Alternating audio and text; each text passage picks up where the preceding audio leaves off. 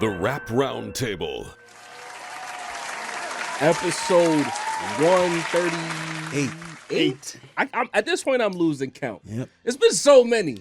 We getting Too old. many. Yeah. So many fruitful episodes. That's what we do. Only one major change in history was our guy Just. He had to make some changes, and we acquired Mailbag. We Yes. took off. You know what I mean? Thank Big you. pick. 38 of them things. 138 plus all the lives, all the pop-ins, just pod energy, Lunch hours. a lot of history, a lot of different sagas. It's almost like Dragon Ball, where we've had like little mini sagas and shit. And the See, popping out. Different seasons. Don't forget the See, popping man, out. why you do? I don't understand why you do this. What do you mean? Where like we just talked right before we went on air.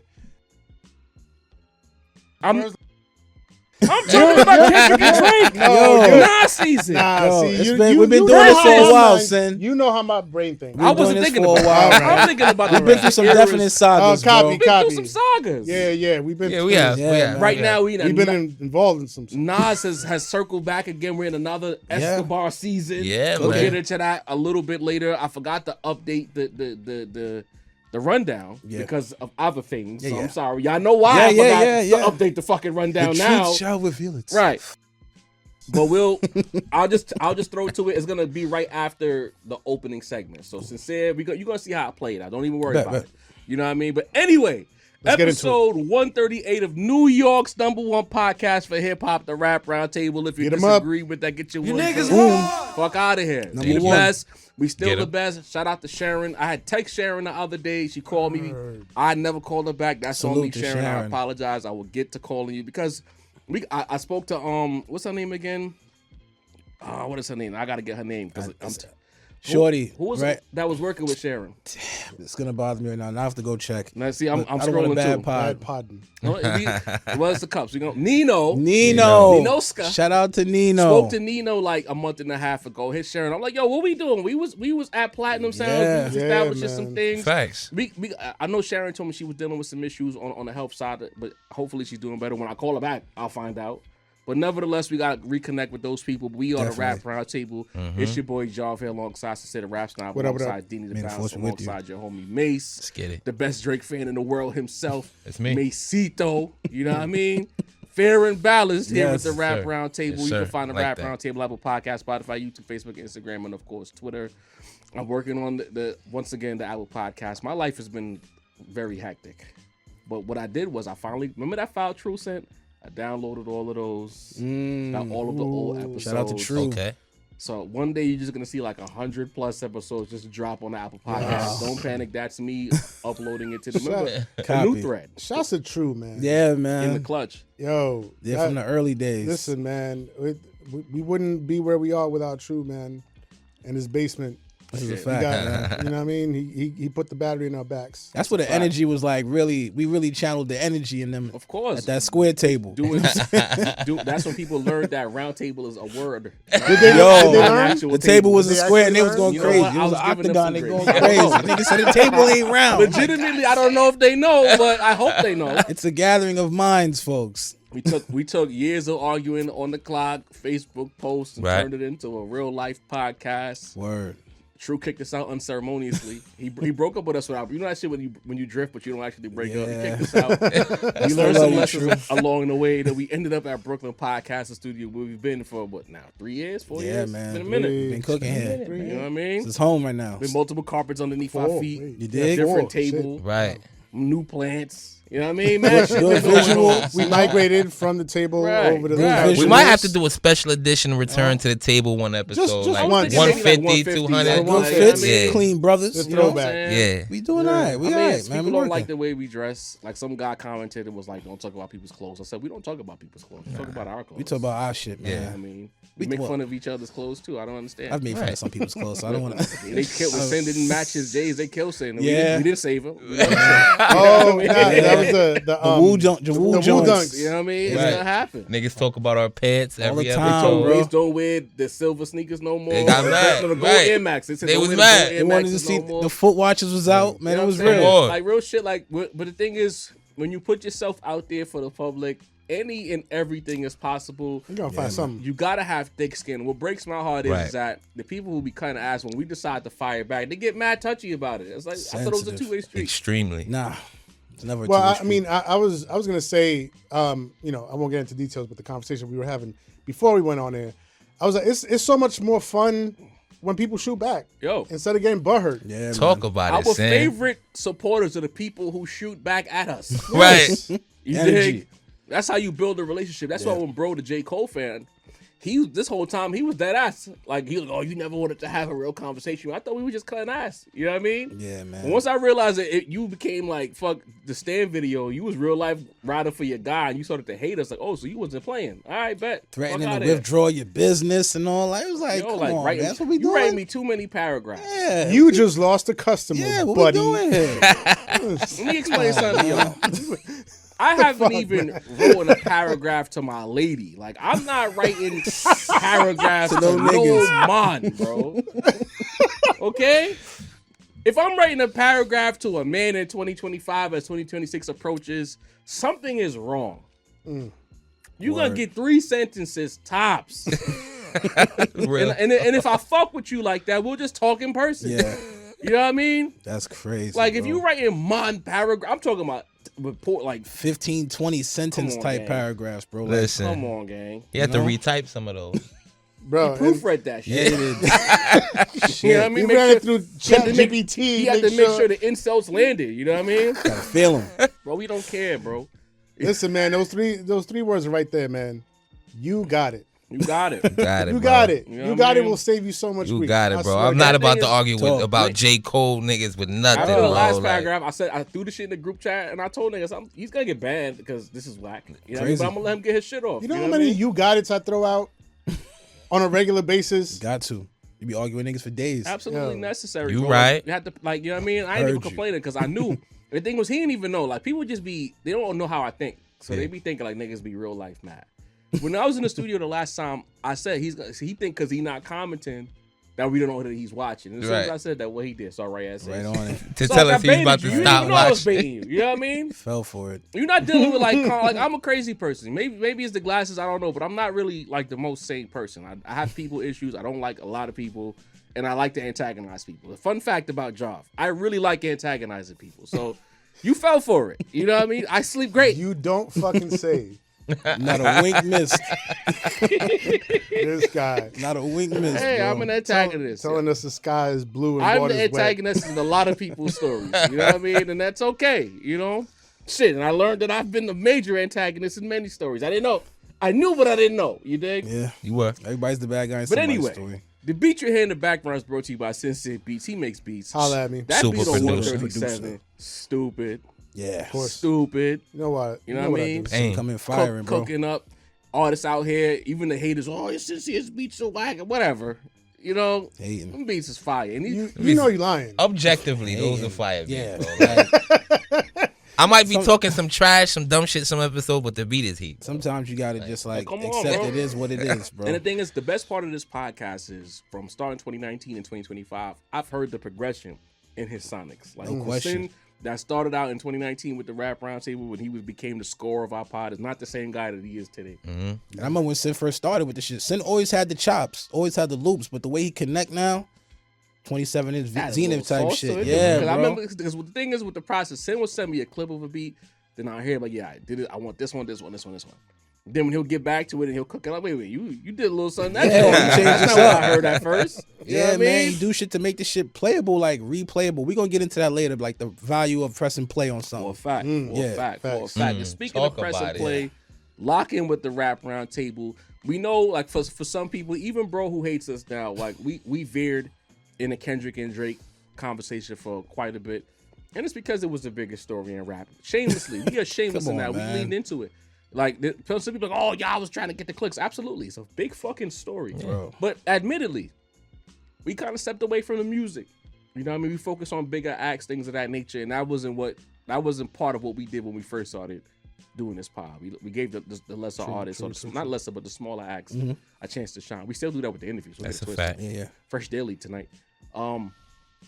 So I wanted to get back to the music. So we're gonna do something going forward. I don't know when it's gonna end, but at the top of every episode, we're gonna talk about what we're listening to right now because we have similar tastes, but I'm willing to bet every dollar that it's rare, unless it's a new big album that we have to talk about for the pod. We are listening to completely different sounds.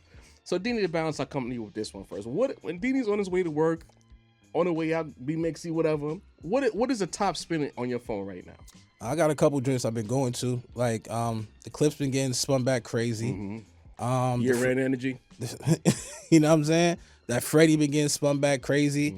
There's a few joints off the East that's been getting spun back. Surprisingly for me, there's a few joints off the De La that been getting spun back. I really fuck with the shit with Killer Mike about the moms. I'm not surprised that you like the De La. It's right in your alley, bro. It's yo. I like to see like when people who had it still kind of have it. You know, after all these years, they don't sound like these dudes took off rapping for a bunch of years.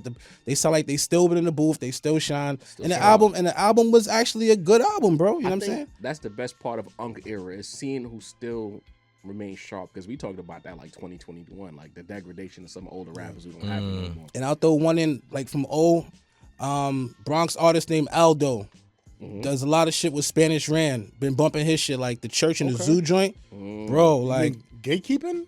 You didn't throw that in the chat. I think I have the album is old. I think it's from 2023. Still in it, but like I've thrown it in the chat. Since 2017. I'm gonna spin back. It's in there. It's in there. Aldo, like, what's going on? Fire, bro. Like pretty much that underground sound we like, but with the Dini, just put it in the group. I chat, got please. you with the vibrant aesthetics. I'm glad y'all see, because when David James was here, I accused him of gatekeeping, and you see now live and direct. Shout out to David James. There's a lot of niggas that's out here doing their thing, man. But those are the joints I've been spinning like religiously. Like those albums just are talking to me right now. Wow, yeah, got it. Macito, what's the word, man? What you listening to right now? You know, I've been listening to, I listen to a wide range of things. I assume this is the rap roundtable, so we're gonna stick to rap. But y'all know me. Nah, it don't gotta be rap. What you listen to? I've been listening to all type of shit recently. I ain't gonna lie. Tell us what's your country vibes like? Right now, country vibes is off right now. Boozy, Jesus. I only listen to Eminem. So, on the album wise, I feel like, not that we skipped past this, but we didn't get a chance to properly give this its just to Wale's album, bro. Okay. Wale's album, for me, a personal top 5 album of the year. Incredible music. Coming from you, that's loud. Because I don't fuck with no Wale. That's loud, bro. Yeah. Belly shit is fire. Really, Wale is one of those people that have really kind of leaned into his sound. Really, you know what I mean? Like, he I know he's known as like the R&B rapper, or maybe like, the normal guy rapper, but the sound specifically, the production on his newest album it really fits him well. The hooks are all there. While they put out a great album this year, so I've been spinning that back for sure on the album wise. The new game project is pain, bro. I ain't gonna hold you. The new game project is absolute pain. Game, y'all know how I feel about it. Always can rap. What was the album right before it was the LA Confidential? Drillmatic. The joint that had like 1,000 songs. Yep, with the Eminem that shit was diss and all hard. that. I think I talked about that when we potted about it. Like, this shit with I could dislike a rapper, but like he in a good zone right now. Yeah. He might lie and do the same freestyle over and over again, but the nigga nice and he not falling off. Yeah. No red roses, all white ceilings on this album. None. Somebody give him a Sway interview, we'll get it back. But definitely We in the world of hyenas. Oh, shit. more compliments and What was that? You don't know he say that before the freestyle. You don't be listening Sway. to it. Yeah. I know. But I wasn't. That's what he said. The Sway impression was not on my bingo card, Yeah, bro. that shit was happening, bro. Get that satellite radio. You realize how much you like Sway talking about hyenas. You know what I mean? That's funny. We in the jungle. oh shit. So Jarv does flex and Sway. I would say my flex is better than my Sway. I say that. You know what I Flex mean? got more things to make fun Oh, my of. God. You know what I mean? So yeah, definitely the game album. If that's a brand new one, so go check that out. And also, Sin recently dropped in the group chat a internet archive of so many classic mixtapes, man. Black Blue shit. Yeah. Oh man. And I've been trying to at least every other day get one listen to a random joint on there. Sin, thank you for that. Oh, Salute. man, Thank you for got that. it, man, Salute, 'cause bro. So that's what I'm fucking with They right gonna- now. I hope the entire world finds out about that. Can I say something real quick before I give y'all my pick? DJ Clue has somehow slipped through the cracks as far as hip hop appreciation goes. That's crazy. We talk about drama a lot. We talk about a lot of people, even non-DJs like Vlad and academics and shit. But I don't hear Envy has Envy. somehow surpassed him. He was a little thun. You know what I mean? For Right, many that was the years. little You know what it is, bro? Like, I feel like in terms of like, they always kind of like belittle him in his stature. Like we always respected him as an artist, but I'm talking about like videos. I mean, his persona is belittleable. Yeah, you know what I'm saying? I think that's always kind of like been the crux. It's not a word. You know, I'll But allow it's it. appropriate though. I'll allow it. It's like I'll allow. Like that's Like, it even- sounds like like- it should be a word. Right. like even in the Beans If it's not a movie, word, make that a word. Dictionary.com out there. How they was treated. How Dane was treating nigga in the like Nigga get say them he to had get down 5 later. haircuts or whatever. I'll Yeah, never like forget that. you got the waves on the side, the fade, the Gumby. He was like he's always kind of like been made fun. No, but in no, but no, in terms of hold on. skill, let's expand on this. Yeah. What is it about DJ Clue that makes him belittleable? yeah, Have I you ever don't. heard Clue talk? I just Have you seen Clue kinda- outside? Yeah, I don't want to be. you know disrespectful I don't want to to be DJ either because Clue. he's so legendary. Sin asking us to flame Sid Clue. set me No, up. Yeah, I'm- you are though. No, You my really- bad, because it's the first time I really Okay, what's heard the that. flame? He said, That's "What? what I said. Nigga in said, the what post. about him is so flammable?" And I'm like, yeah, It's the first time I really heard that. nah, Like, bro. Like since the dawn of time, he's always been like the one that, and like the one that they make fun of in the Rock. Like it's always He's been not like a boisterous guy. backstage. They That's made part fun of of the it. nigga. Like which is weird because like Not a He's a self DJ. promoter. right, but like the Clue tapes were so iconic because he was so boisterous on the Clue on the tapes. tapes. Was he though, or was he just? Clue. Clue. No, that's what I'm saying. Yeah. But who else? Fire Who was truck. doing that before him though? Like he was talking his shit. You right? But Queens niggas are unique like that. Queens niggas would be real quiet one time and then say Clue. You know what I mean? And be like, wait a minute. Okay, I can see that. You know what I'm saying? Look at You know what I mean? Not In introvert. person, but quiet, in terms of but on Sonics record, and yeah. the way he's done it, he's just been so instrumental to the game. So I think people always respect him for that. But we just watch him get kind of clowned a lot. You know, and I think that's what it. I personally think that's what it is. All right, so I'm gonna let Sin go last. I'm gonna give y'all my pick. Cool. UFO Feeve, Hustle, Salute. Weed, and Music.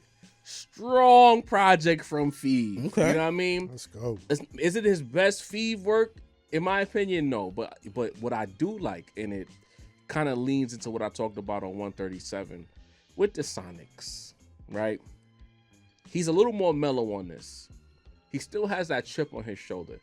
There was a line on that project where he said I was standing in a room full of underground niggas and I had to wipe the dirt off my shoulders. Like he was talking his shit. He got that chip on his shoulder, and I think that's what makes him him. Like I'm afraid of Feeve getting too much success because I want that chip. I want niggas to front on him still, so that he can rhyme the way he rhymes. But like the Sonics is what did it for me because what took me aback was, yes, are they samples for sure? There's a sample on there that's gonna piss Sin off a lot. A lot. What? I'm gonna tell you. You heard it today? No. All right, so I'm gonna tell you. So it's not just loops. It's not your Nicholas Craven special. No disrespect to Craven, because Craven has hella chops. But it's not loops and drums or some like 70s funk, whatever. It sounds more like late 90s. Like that's kind of wave with a little jazz elements that Sin might like. There's a joint with a whole saxophone on there. So you could tell he's dabbling with sounds. And I'm like, this is what I'm talking about. Because niggas was in the chat saying like, oh, this guy dropped the album, this guy dropped the album. But I'm like, I'm talking about where the Sonical Avenger goes. If 50 niggas drop albums and they all on soul samples and chops or loops, like they all cooking soul, they all lo-fi at Jace. That's not what I'm talking about. Those guys are great rappers, they're great lyricists, the songs are good. But where are we going with this? Everybody can't just keep rhyming on these loops. We got to do something else. New York is not just a loop city. The East Coast is not a loop region. It's more to us than that. And the loop joints It's a bring lot out more very than- similar flows. Right. You know what I'm saying? And Very everybody's similar. not selling drugs.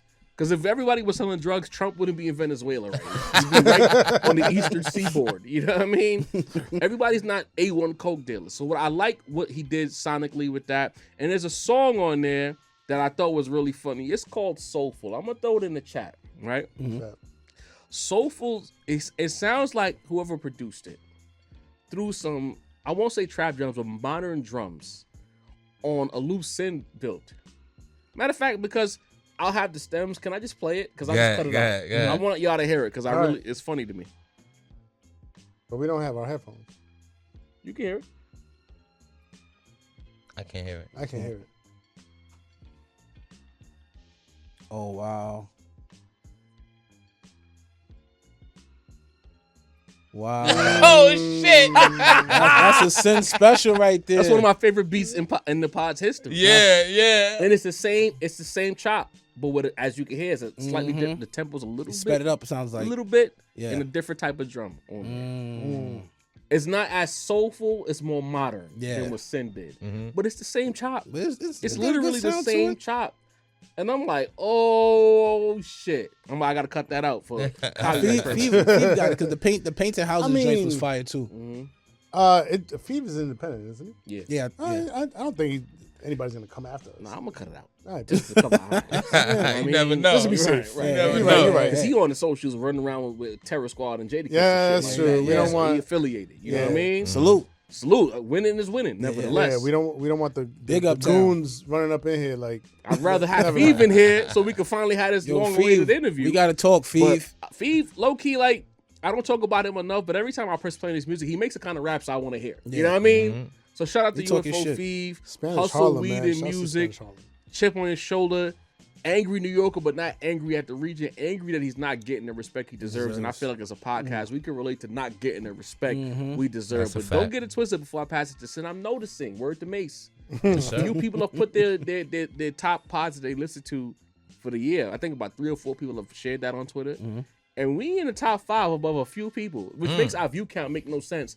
Because if we above some of these more notable guys on these top 5ers, shout out to the day ones who man. rock out with the rap Right. roundtable I know the and vibe. show Right. that support. Keep sharing that shit on Twitter. Let us know that you fuck with us for real. Because we rub shoulders with some elites. Yeah. Yeah. We've ascended beyond. You heard? Interviews, Company man, conversations, Curtis, Martin, Markman. the bigger picture, RIP. low key, You know what I mean? dealing with some good dudes Real out here, shit. man. That really Never working. forget the bigger picture, man. That part. Glasses Malone. Shout out Glasses. You know what I'm saying? Shout Anyway, to since the Glasses, rap yeah. song, what you listening Yeah. to right now? Let's get into it, man. I'm probably, I'm talking my shit. I'm probably the most eclectic guy. I get you that. Yeah. You know what I mean? So I'm listening to a little bit of 90s. What are you listening to, Sin? Let me talk about myself for a second. Any blues. I got a little bit of jazz in Let there. me shit on you, know fucking what I mean? regular people for a second. Alternative Little something. Miles, a little Thelonious, you know what I mean, every now and then. But let's keep it rap, right? First and foremost, we gotta shine some attention on the last West Side Gun project. Fire. Heels Have Eyes 3, man. But I mean, I'm looking at the cover right now on my phone, and it saddens me that the cover is what it is now because West Side Gun and WWE went through, the issues and whatever, or WWE like inflicted their issues upon West Side Gun, and of course, comparatively, West Side Gun is the smaller guy in the equation, and he was forced to change his covers, which saddens me a great deal because these new covers, they don't hit the same, but the music itself. Heels Have Eyes 3, when I tell you, because West Side Gun drops several projects, per year, I want to say. Like at least like 2 projects I a drank year. that drink way too fast. So it's insane.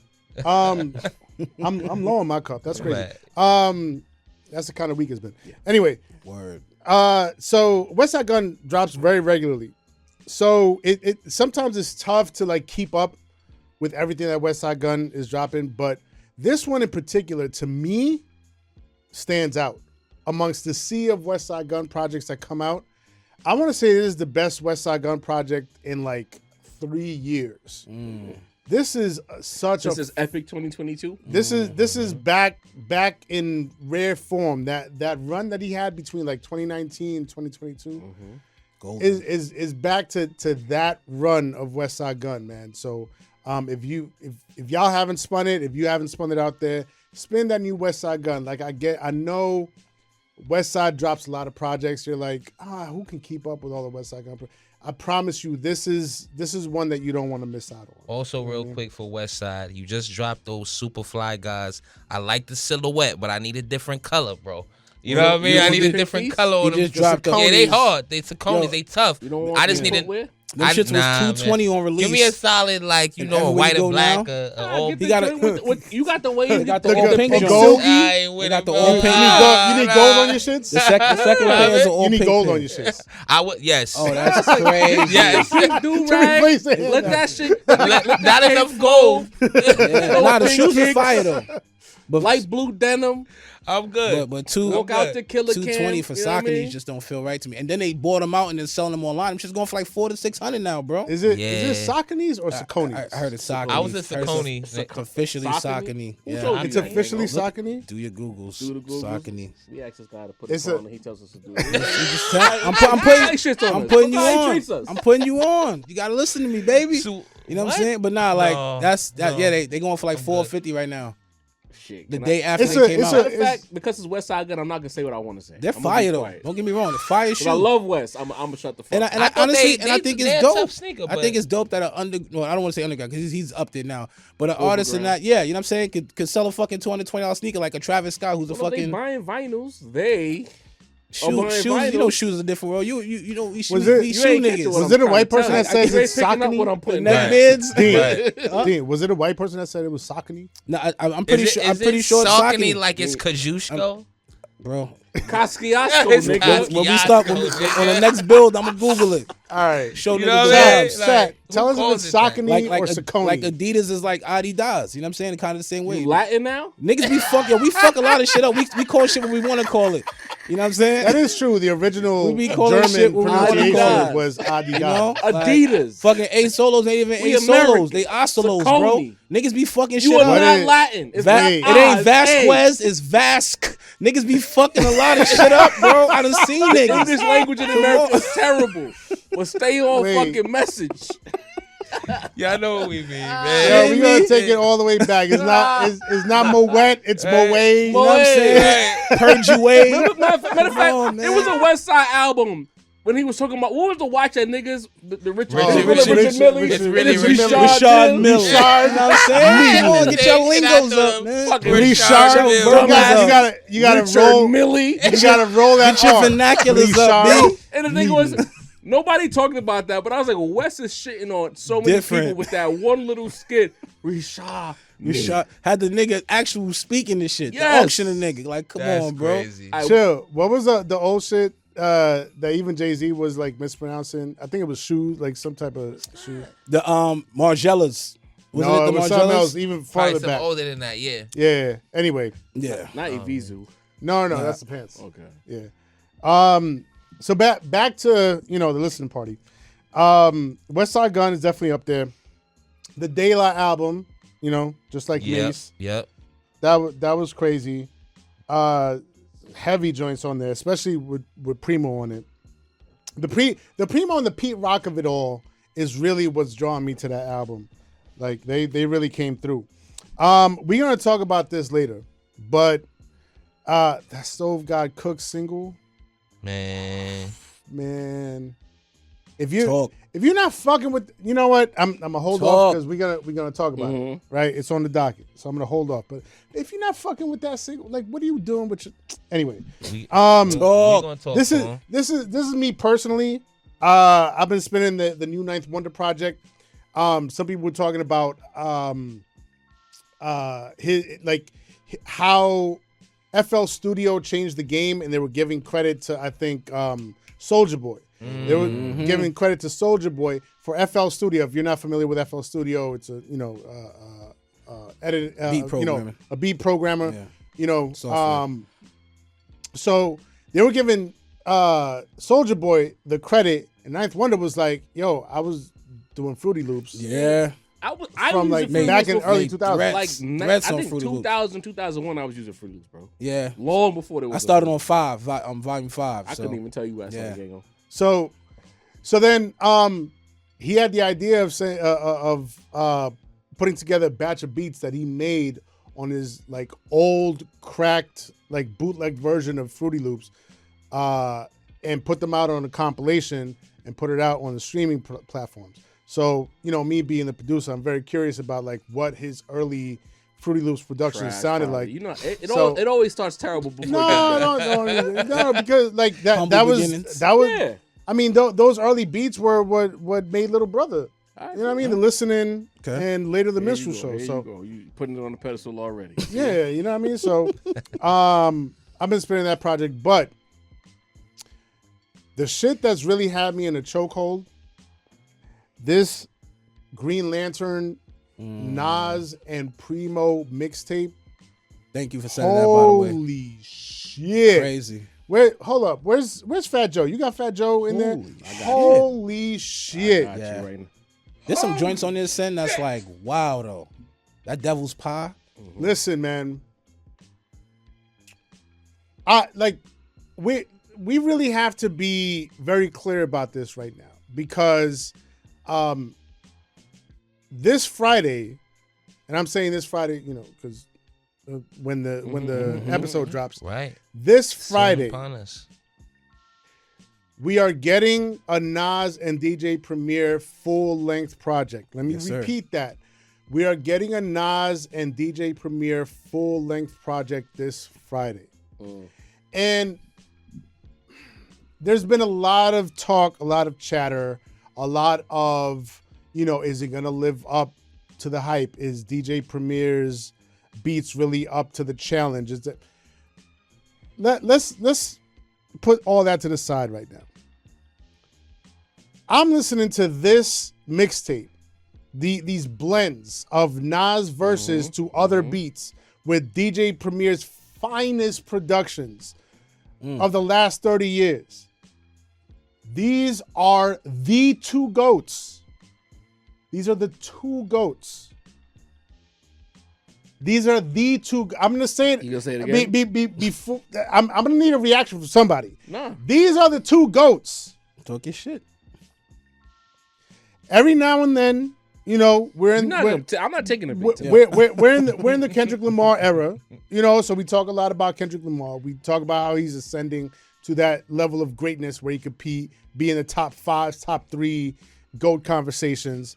And every now and then, as much of a Kendrick Lamar fan as I am, I'm like, man, like what Kendrick is doing is crazy.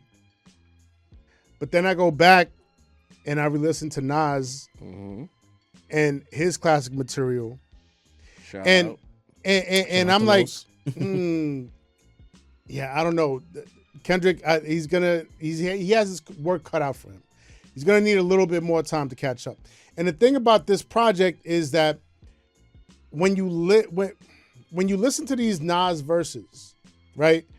It's like a reimagining of the vision that Nas had originally when he wrote these verses, when he created these projects, right? And so putting them on these classic Preemo beats, it's almost like I'm listening to Nas all over again for the first time. Like I had to spin this shit back 3 times consecutively. Is that much, guys? Because no, I'm telling you, because it's like on there. I know the verses, but now that I'm hearing them on these classic Preemo It's like beats, new all over again. it's like it's like 96 again. It's like 2002 again. It's like 2012 again. It's like it's really remarkable. It's like it's magic, right? You know it what really it is reminded magic. me of? It reminded me of like, I would love to go to an event where they just played like 90s chop ups like that. Where you take like classic artists and take mashups? bro. Like I agree with Sin, bro. I'm listening to this shit like, and you know how we always talk about when people do these flips and these chops and they add vocals, how it just don't line up, bro. Some of these shits line up so Word to word. perfectly, bro. Facts. Like, And then over to the Preemo side of things. yeah. The lineup of beats that I mean, Yeah. look, we need to give Green Lantern his flowers Yeah, too, because you're he's the right. one that curated this, right? Yeah. That put it He's together. great. He's he an pieced it all-timer. together. You know what I mean? He's a GOAT in and of himself. Yeah. Mixtapes is crazy. But these Preemo beats, bro. These Preemo beats, even down to the joints that like I hadn't heard in eon, like, excuse me, there was a Bahamadia beat in there. You know what I mean? We had Royce beats in there. We had MOP beats in there. We had like Guru and them. we had like the old school Gangsta and newer Gangsta in there, like, and so like listening to both of these separate catalogs be merged together in this way. Crazy. These are the two GOATs. These are the two GOATs. And this Friday, we are getting an official joint project from the two GOATs. So when people, including people at this table, let's be honest. Oh boy. It's including people at this table. What do I do now? No, I didn't say you. I didn't mention. Who else is gonna be? I Might be didn't. me. I didn't. I'm just here drinking my drink. I did not mention your name, Jov. Hit dogs though, but I did not mention your name. Obviously me. It's not you, because it's not obvious. Is the conversation about Major trepidation? said it. Yeah. Dina said it. All right. People are worried about DJ Premier's production chops So in you talking about 2025. yourself? So here's the question. That was different. And I ask you just one question. Does this project give you more hope? Hold on. Wrap it up, Sam. All right, got you. Yeah, this project, Chef's Kiss, this mixtape, one of the best blends mixtape I've ever heard in my life. Shouts to DJ Green Lantern. Yes. Shouts to Preemo. Shouts to Nas. Immaculate work. I'm gonna be spinning this for the foreseeable future until the album drops, and maybe even after the album. Yeah, drops. that's one of those. It's interesting that the timing of the drop, because what happens if this supersedes what we get? That's interesting. The timing is very interesting. My whole question. But speaking about Nas Escobar and the Preemo release, of course, this is Nas week. This is Nas and Preemo week. Yes, sir. Here at the Rap Round Table. So we got to talk about it. Like we said, when the music is on the way, we will get back into our Nas bag. We've been busy with other shit. People accuse us of being a Kendrick Lamar and Drake podcast, but they don't actually press play. They only Right. see the thumbnail. Don't know. We've really been cooking about rap this entire year. Talk. You dig? But nevertheless, I have a question, and it goes back to what I think Deanie said on 137, because this is a serial. It's not episodic, you see. Deanie was concerned about like how the release of this project would impact Legacies. You talked about that on 137. You said that, and I disagreed. I was like, nah, let's just appreciate the music for what it is. But the fact of the matter is, human nature is in fact not that way. Like, they can't help themselves but to judge it, right? So my question to the Rap Round Table would be, especially now with this release that's in it, talking about how gas it is there a universe, or is there a realm where like this Preemo and Nas drops and it doesn't do well? Can it impact Legacies, or is it just going to be a fart in the wind? Like, meaning what I'm saying is, if it's bad, it doesn't count. What? If it's good, we add it to the list. But if it's bad, we just act like it didn't happen. Wait, I have a question. What do you mean by if it doesn't do well? Received, I guess, by the. If it's not well Critically, received. I don't care about Okay. sales. All right. If critically it doesn't do well, will it impact the legacy of both Nas and Preemo, or will we just be like, you know what, whatever? So That's a good question, though. for Nas, absolutely not. When you've come with the bodies of work that he's come with over the last few years, 6 joints. Say what you want about him. At least 4 of those are automatics, bro. You can have conversations about another 2, but 4 are automatic, no misses, bro. Like, and you think of the last 10 verses he had this year on all these projects that he's been on. Like, he's been sharp on everything he's been on. He's impressed me on everything he's been on. It really was Preemo that was giving me the trepidation. That's why I'm feeling like, as much as this sound, everything sounds so beautiful with the joint we just listened to, I wonder if they can muster that up. I don't think they have to reinvent the wheel, bro. The beats just have to be dope, and Nas just got to rap on the beats. Like, I don't think that's my only concern is, will the beats be dope? And that's not a knock against Preemo, because we all know he's legendary. We talk about this for the last 30-something years. We've been talking about how amazing this guy is. We're just talking about lately, it's been a little, depreciating. Granted, the joint with Ran actually had some joints on it. Shout out to him. Yeah. Which perked up my De La? my The De La couple has joints some on it. joints on Yeah. it. So like I do believe, but what I'm saying is it's more hope, because I just want, like you said, the GOATs. I just want to see these 2 dudes shine. The world has been waiting for this, clamoring for this. You get what I'm saying? I just don't want them to let the streets down. But I just don't feel like Nas has the. Nah, I feel like he can't. I feel like nigga really can't miss at this I point. feel like you avoiding the question, dude. Nah, I'm not avoiding the question. I think what I think is, if Preemo does even 70% of what we need from Preemo, I think this project will be fire. My personal opinion. So, for the sake of clarity, in the event that the project isn't quote critically well, Yeah. it doesn't count. We're more laughing at Preemo. No offense, Preemo. We're more we would. We more laughing at Preemo. I don't know about laughing. I don't think we would. We wouldn't look down I'm at not Nas laughing at because Preemo. of. No, we laughing is crazy. We have bro. been. What are you Say talking? you will What are you laugh at saying? You gonna laugh at. We Preemo. can go and watch our last reaction to Preemo music, bro. Cooking Like- and laughing is two different things. What? All right. Let me reword this. Let me reword this. Please, Let me reword You this. be setting us up. Nah, like let me reword this. They're ready to I'm gonna Nah, censor that out, bro. Nah, don't, bro. Because I think there's people that feel my way. That people that really are just like, yo, like they don't feel like this will be a Nas fault. You get what I'm saying? So But even then if you Nas, avoiding the but question even by if saying Nas, Nas even is if gonna do well. but even if What did he don't do better than avoid the question? yo, if Nas don't show up the way he's nigga Floyd supposed to, Mayweather in his prime I don't with think that it's it's not gonna affect Nas if Nas don't show up the way he's supposed Will to. the album count if the shit is not critically good? It's gonna count. It's gonna count. For both of them. It's gonna count. All right, that's what I want to know. For both of You them. can't That's all I wanna have know. these two acts of this legendary status and the album don't count. You can't. The world's waiting for this, bro. It is what it Alright. is. All right. Mesito. Nah, it's not going to count, man.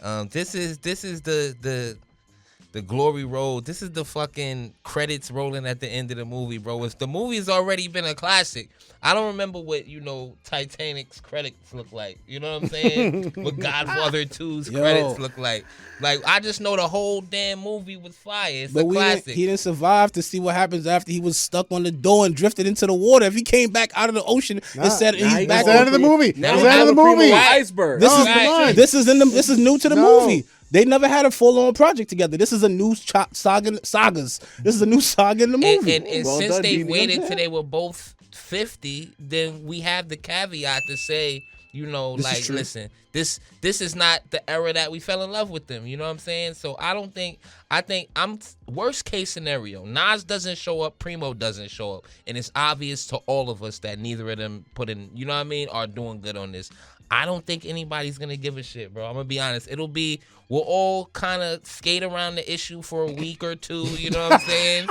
And then we'll go back. Oh, we have. What's happening? We're the media now. The media. I'm calling a 20 second timeout. Good. I'm calling a quick 20. What's happening on this sofa right I now? have no idea, man. It's a wild. It's This a is wild a event. hypothetical Y'all scenario. setting you us know up, what I'm man. saying? What's saying going we. on? They keep saying we. Just- We ain't even talking. Hypothetical scenario. You know what I'm saying? Listen, you know what I mean? What That's you mean it. by we? That's it. Y'all. We work You know, here too. OVO Mace. You see this shit? When I He waiting on Iceman. I feel like everybody should be offended. When Oh, I say Jay we, Dilla. Not the upset. Zilla. Oh, you He trying to upsetting understand the, you what's upsetting we. the gods.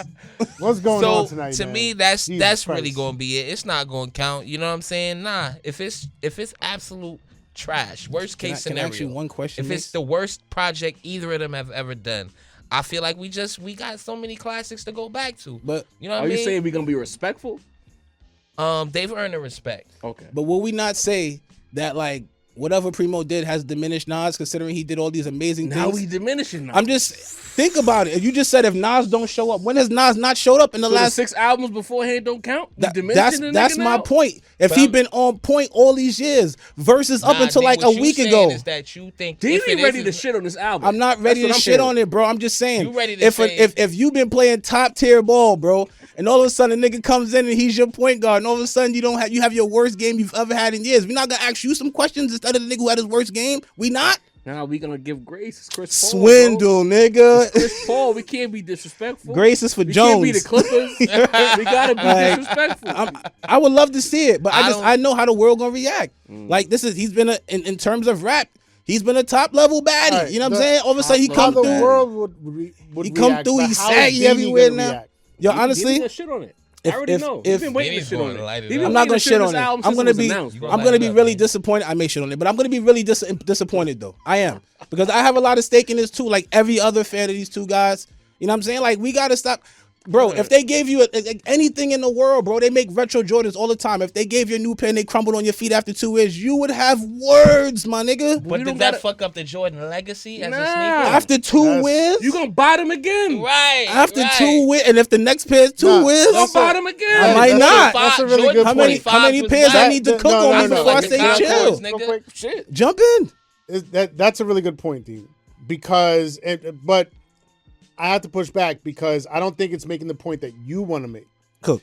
Because we've lived through mad Jordans that either the materials was trash, Come on. the shape was trash, Yo, remember when had they the first retroed Jumpman the threes? instead of the Nike Air Not on the the back. True Blues, the OG white threes. Them shits crease as soon as you put your feet in them shits. And then when we talk about the classics, we always say, "Oh, the old ones were so better." The new shits, them shits is whack. Them shits be creasing in like 2 weeks. But when they we do come that, back bro. out, what the fuck do we do? We compliment, complain. Yes. We're not going to negate the complaints though. We wait for a better version of them. So right now we're getting way better versions of Jordans. You know what I mean? Like the leather has been premium. Before these black cements, I didn't want to get the previous black cements. They look terrible. Trash. So you take one step. Shits used to be they good. Look like a regular crease. The shit used to look like an Air Force One shit crease. The invented, cement you know what I'm saying? looked like a fucking double stuffed Oreo, It bro. was ugly. What the No fuck cap. was going on?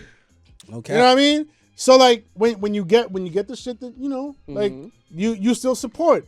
So with this project, it's like, all right, we could give them the grace of like if it doesn't deliver, we can give them the grace of saying, all right, they didn't deliver this time. Maybe they'll put out another one. Maybe 2 years, 5 years, 10 years, however many years. But we still got the classics, and it's not going to diminish. Like if we look back on earlier Jordans, it's not going to diminish the 89 joints. It's not going to diminish the 99 joints. It's not going to diminish the 2002 joints. It's not going to diminish. We're still going to look at those and be like, yo, these. We're not going to diminish those. Jordan. It's not going to diminish Michael Jordan himself at all. But we will diminish the shit out of that specific shoe, though. You just called them double stuffed Oreos, my nigga. You know what I'm saying? That means you feel the way about But we're not the shoe. talking about. So what I'm saying this is specific moment. So what we're I'm saying- talking about the legacy. Right. I'm not the legacy. The legacy Jordans is the was legacy. hot up until 14. The It's legacy 40 is the of them legacy. now, I'm just bro. talking about if we're gonna look if 40. you're right, 84, Right. 85 actually. That's what I'm But saying. That's an even better They've been point. whacked for 28 years. Bro. That's an even better point. niggas only go back and get. Niggas don't buy every Jordan, bro. Niggas go back and get the joints None. that was near and dear to their hearts. Like And that's we what don't I'm just be saying. running out getting Throwing everything. that nonsense like. Will there be something what are that we gives you doing, that feeling? bro? Will there be something that gives you that feeling on this new? I hope so. I just want the feeling. That's Like crazy. I don't need the music to be So exact. I don't the need. raps now because we to that end, Yeah. we're gonna get that feeling. I'm saying all I it right want. now. This Friday when it drops, we're gonna get that feeling. So for the sake of clarity, just to answer the question, Yeah. sincere, on the off chance that this album is ass, Mm-hmm. does it count or not? I'm gonna say no. Okay.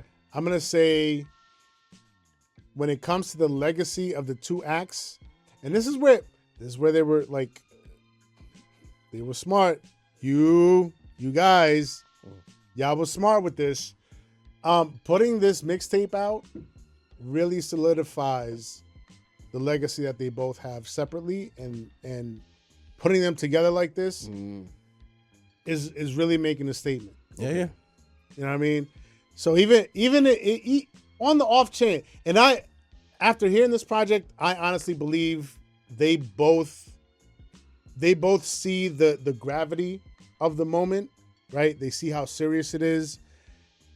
They know what's at stake here in terms of legacy wise, and they know what their fans are expecting, and I think they're going to deliver for the most part. I hope so. I'm not going to say 100%, but I think for the most part they're going to deliver, and I think we're going to get that feeling. I think we're going to get a certain craftsmanship out of this project. Craftsmanship. But on the off chance that it does not deliver, the fact that they dropped this mixtape a week prior to it is genius because it's reminding everybody So about. you giving them credit for this mixtape? That's what I'm like. How? It's a Green Lantern mix. So it's like You don't think they got something to do with that? It's their material. It's on DSP, so they so had to sign on. They had to. Yeah, See? You're right. You're right. it's not on. It's Can not I on- get in? Yeah. All right. So here's where I'm at with this album.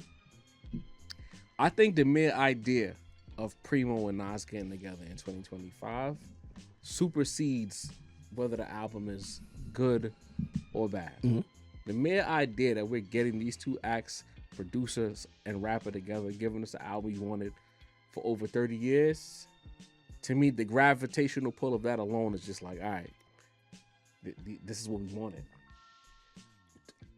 Immediately, I don't think it's fair to grade it on any kind of scale that's like the normal rap fan scale, like all right, this is what he did with Hit Boy, this is what he did with Kanye, this is what he did in his prime, so on and so forth. I just think, all right, I'm looking at this almost like Christmas. This is a gift, right? Like, this is what you've been begging for, you've been clamoring for it. Appreciate it for what it is. At least you could say that when the aliens come 1,000 years from now, Nas and Preemo was able to at least give you one album together. Is it maybe 25 years too late? Yeah. Probably should have happened in 98, 99. If you want to talk about it. And that was another point I wanted to make, but go ahead. You know, hold on to that point. You know what I mean?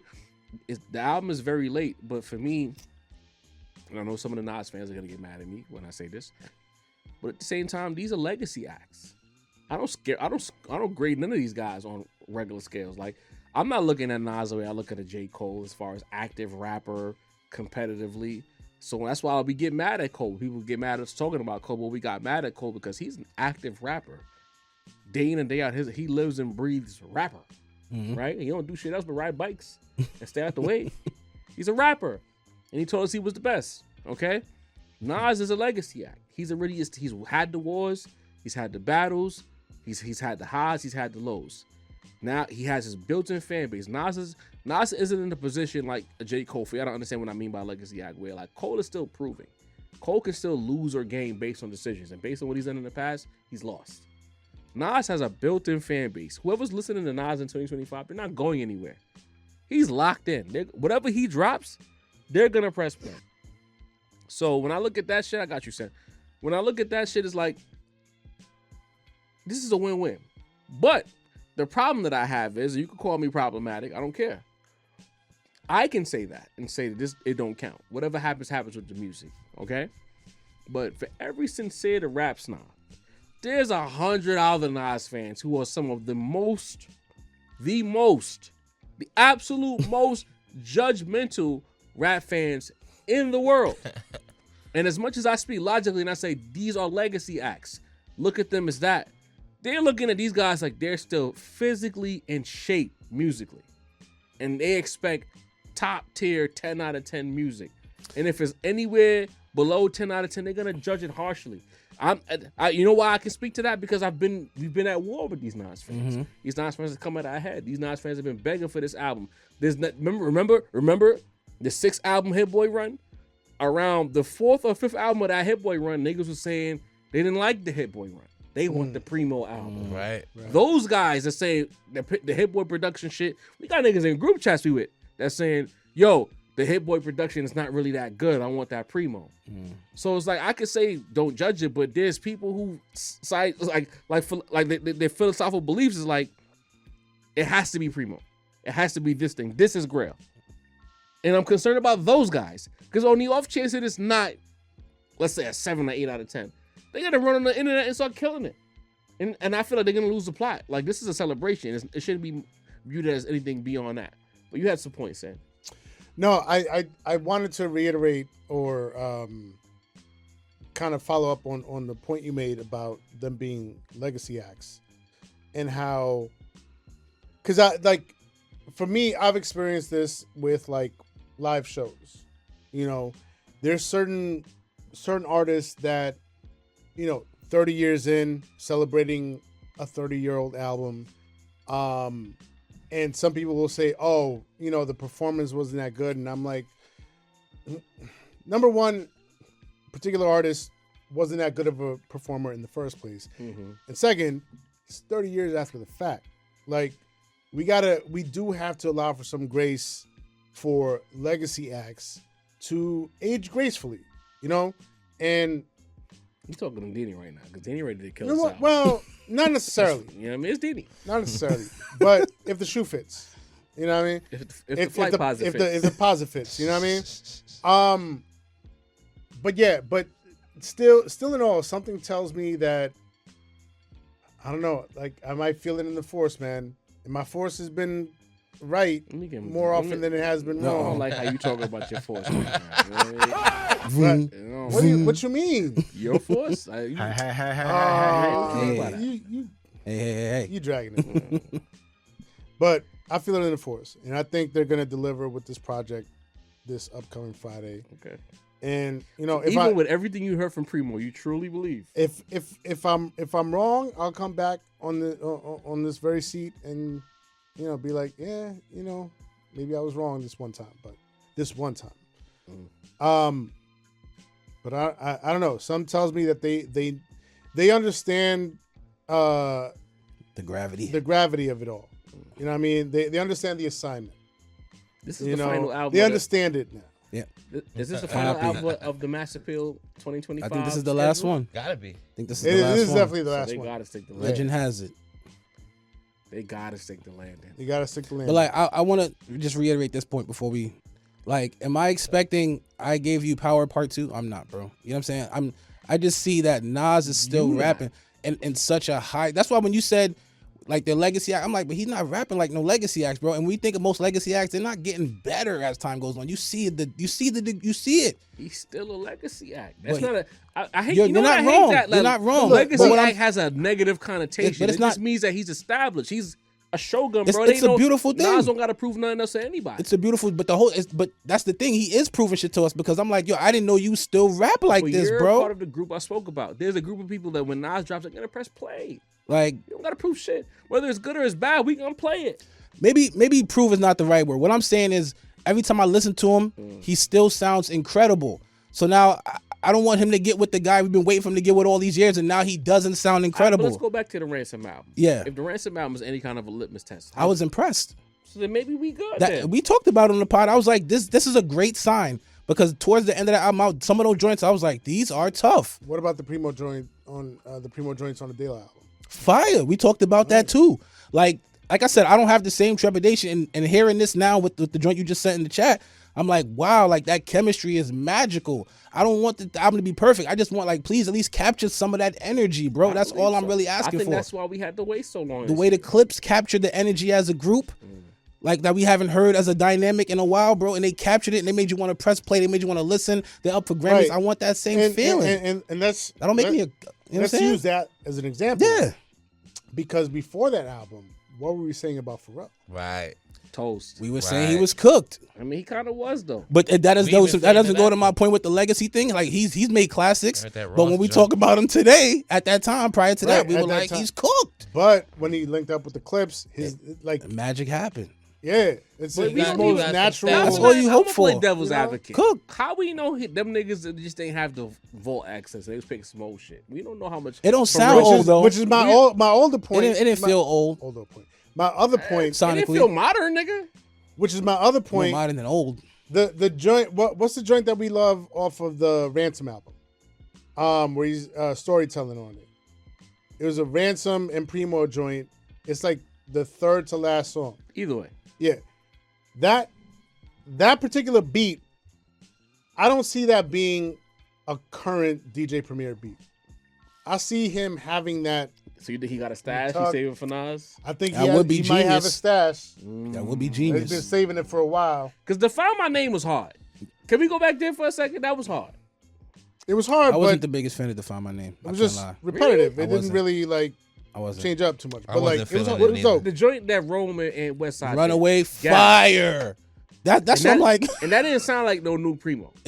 They didn't, but it sounded like Rich Primo though. You know what I'm saying? I was like, damn, like you showed up for these guys. This is a fire ass beat. Rome showed up. And here's West. what I'll say before we move on to the next. It was the topic. second to last joint, Survivor's Remorse, Survivor's Ah, Remorse. Yes. off of the Ransom, the reinvention. What I'll say about That's Nas a 3-track is, one that goes crazy. Yeah. Yeah. is that the Hit Boy era shows, because there was a stigma before the Hit Boy era about Nas's ability to pick beats. I'm sure that there's some lessons he took from working with Hit Boy to where he probably better knows what works for him more so than beforehand. Because he got into a different type of bag over 6 albums working with Hit. And you can't tell me he'll just forget those lessons, especially as a vet. When they become a little bit older, we keep those lessons and we learn how to repeat and replicate. So chances are, coming off of that Hit Boy run, and he knows exactly what his fans are clamoring for. He probably picked some guys. And you hear how he sounds in all these features, though. He's cooking. Sounds rich, man. He's cooking. He's reinvigorated. You know what I mean? But anyway, we got to move on. Yeah. I'm gonna skip over the other topic that I have for this. We're gonna do that on the live. Copy. Bet. One of the most anticipated artists of 2025, 2024, and arguably 2023 dropped a single for his next, quote, big release. Right? Happened around Thanksgiving weekend. The Rap Roundtable was all over the map. I was out of town. You guys was in your respective boroughs. Facts. Mm-hmm. We all press played independently of one another. In the song, we thought it was gas. Yeah. We thought it hit. We thought this is the thing. I talked about I'm missing the thing on the last part. I'm like, this is what I'm talking about. Like something that just shakes things up a bit. We open up Donald Trump's internet. And the response to the song is, this is ass. It's right. It's not even like it's okay. It's either this is ass or it's fire. There is no middle ground with this song. Shocking. But the song, I would say, this is ass kind of overtook this is fire. Yeah. The negativity was much louder than the praise. The song I'm talking about, of course, is Stove God Cooks, Ghost Stamp. People either really love that song or they hate that song. And I know what Stove has established. If people felt betrayed by that song, even let me make that clear. And of course, what Stove has established, being the act that he is, I could understand that people were looking for loops and soul samples and coke talk. There were some 2012 trap accusations as well coming off of this song. And you know what? At first, I said it wasn't very trappy, but then I had to have my come to Jesus moment. There was a trap element to it. It kind of reminded me of that Rich Homie Quan song, blah, blah, blah. You know what I mean? I immediately went back to listen to that song. Then I went back to Ghost Stamp, and I was like, all right, I can see how niggas is upset. But the subject matter is still peak Stove. He's talking about coke for the whole song. Coke and money. It's textbook Stove God. And I feel like if you come off a feature, I'm gonna give my take now. It's rare that I go first, but I'm here. Good. If you come off the feature with the clips where you guys introduce to even a whole new audience, and of course, you know, Rock Nation, the promo, there's a lot of eyeballs or eardrums in this case who've never heard of a Stove God. Because we learned over the last few years, as much as we love Griselda, that is a very specific niche. There's a limit to how far you can go with that, outside of maybe West. And I think Benny had that one gold single with Cole, and a lot of people credit Cole for that more so than Benny. Now, that's not my opinion. I'm just telling you what niggas are saying. Right. So you're doing these interviews. You've been the most anticipated. You're a guy who's calm with the melodies. You talk some street shit. What's wrong with going for the gusto? Because that's it. To me, Ghost Stamp is him trying to hit a home run. One of the homies in the group chat is like, he didn't even like the song himself. I'm gonna make something 112% clear. I'm gonna go a little bit above 110%. I don't give a fuck if Stove God didn't like the song. Because you know what, we talked about it in the past. We got a couple of artists in the building right now. Shout out Thrills. Shout out Fresh Daily. You know what I mean? Salute. Niggas still gotta press play. They still had to write the bars. They still recorded the bars. So even if you ain't like the song, you still went through the process of recording it and putting it out. You didn't like it. You didn't dislike it enough to not go out there because you knew the song had a purpose. At the end of the day, I think I'm in a space now, bro, where it's like we gotta stop having these subgenre wars. All right, you want to claim a nigga because he's a coke rapper who does a specific thing and that's what you want him to be. Why do fans always have this opinion that like their favorite artist is not allowed to aspire for more? At the end of the day, anybody who starts to do something, they want to be as best as they can be at it. Why do you as a fan feel like, all right, don't aspire for more than this. We like this right here. Don't chase nothing else. So he should just stop? But then if he start crashing out, because we've seen that. Hold on. We've seen that with Benny a little bit. Benny did Big Dog. He chased it. It wasn't the right song. He did Plug Talk with 2 Chainz. It didn't get the right machine behind it. I mean, Plug Talk was a hard record. It didn't have the right energy behind it. Benny's been chasing and shit. Now Benny's calling his fans nerds. He's frustrated because his fans didn't want him to aspire for more. As part of it is what happened with Gibbs. A part of it is those people who don't want him to be more than Coke bar guy. Benny don't want to just be that. If you're really a fan of an artist, take the journey with the nigga. This is something we've said years ago. Mm-hmm. You know what I'm saying? Like, Jigga in 96 is not Jigga in 01. Nobody was that mad. Niggas, there was some niggas who was upset. Let's be clear. Yep. But not enough for the numbers to take a dip. But you got to take the journey with the nigga. As long as the base material is what it is. Hove at no point from, let's say, 96 to 03 was any different as far as the subject matter. The beat selection might have been different. So of course, it was some radio records. But if you play an album front to back, it's still the same nigga. If Stove is chasing some shit sonically that he's trying to go for the gusto, I want to be regionless and talk about some coke. Let the nigga live. Niggas is really like, you would have thought Stove kicked that cat off the porch the way he was acting on fucking Twitter. Crazy. I'm like, bro, he made a song where he didn't change the subject matter. Well, you know, if he played that record on the radio, you know how much censoring you got to do? He has to almost re-record the song over Damn near. with the amount of censoring that he did. Like he was still Stove. He just tried to make some asses shake. Y'all don't like women? Y'all don't want to have a little vibe, have your little bev and mac out. It got to be fucking in street shit over and over again. Y'all don't want this nigga to home. This is crazy, bro. But I'm saying, I'm Wicked calling it word. what it is. Apropos, Calling bro. it what it is. Because at the end of the day, niggas get upset. Let me tell you why I'm going here. I'm gonna tell you exactly why I'm going here. I'm gonna just move my mic. It is what it is. Because niggas get offended, right? When New York gets some motion, right? And then the motherfuckers out west and the motherfuckers out south say, we never heard of him. We don't listen to that. New York niggas get mad offended. I'm one of them. I can speak to that. We have a guy who can check every box, still be New York, but not be the guy they never heard of. And that's a fucking problem. You can't complain about shit all the fucking time. Let this nigga pursue the shit. Because the minute the South say fuck Stove, or you want to get offended. But when Stove tried to take New York on this journey out west, out south, Midwest, get some radio play, it's a problem. You know how fucking fortunate Benny was to get that Cole record? Because really and truly, that song was not supposed to go as far as it went. Huge record. Sonically, it didn't fit no motifs. That's an outlier to me. So for that shit to get a gold plaque, that's an outlier. We more likely to get some motion with Goat Stamp than what we had with the Benny record. So the nigga want to chase it, and who better? He's not some lyrical schmirical guy. He's not gonna bar you to death. He's the best equipped to sound like he's doing some shit without necessarily sounding like he's selling out. And we still complaining. I'm sick of niggas. You want New York to get their respect? The nigga decides to play the game to try to get that respect and change the conversation around the city. That's a problem. The drill niggas is making shit shake. Oh, that don't sound like New York.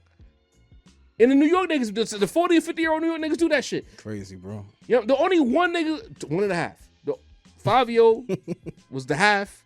Pop was the one. Outside of that, the old niggas was not jacking it. And call it what it is, the old niggas ain't really love Pop like that or 5 like that. But if the chicks like it, it happen to come on where they at, they'll let it live.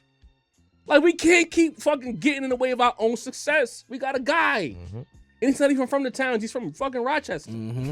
Let him live. I'm sick of this mentality, bro. Get mad at the South for saying that we not popping like that. That when a nigga try to get popping like that, you complain anyway. So you just want to complain. Go ahead, Sam. Here's my problem. Problem number one. You mentioned that somebody said Stove himself didn't like the song? It's in the group chat. I didn't even peep that. You know who else didn't like a song after they made it? DMX. Rough Riders Anthem. Imagine a world without that song. One of the biggest songs of our era, of life, of the entirety of hip hop. Rough Riders Anthem comes on tonight at the spot after we leave.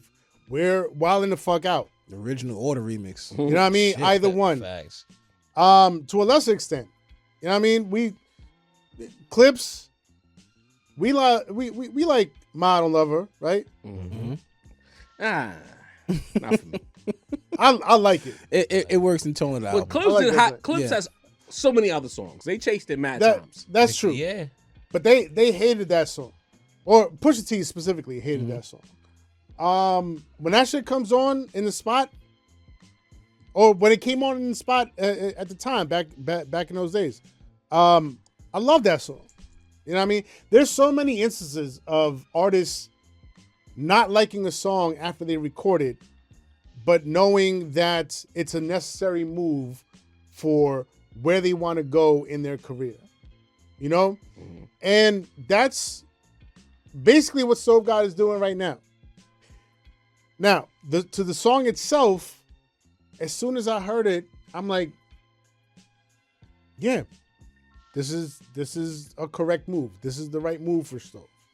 You know, I think there's a feeling of as soon as an artist branches out or experiments with a new sound, that they will immediately abandon their old sound, and that's like an anxiety that a lot of rap hip hop fans have. It's like, oh my god, like he's selling out. He's doing a joint that's at 120 BPMs. Nicki Minaj super bass. He's not like, no, I want him at like 75 BPMs, please. That's what I need. You know what I mean? With the soul samples and the dirty drum breaks and everything. Yeah. You know what I mean? And we all love that sound. I love that sound, right? But this clean sound, this more polished sound, that's something that might be a necessary evil for Stove. I'm not calling it evil, but y'all feeling like it's evil. But it might be a necessary evil as far as y'all concerned, for him to get noticed in larger markets, right? And back to the point that Jarv was making. He represents New York one way or another. Mm-hmm. You know, he's not from the town specifically. He's not from the 5 boroughs, but it's New York by proxy. You know, it's our essence. It's our sound. And Jarv is absolutely 100% correct.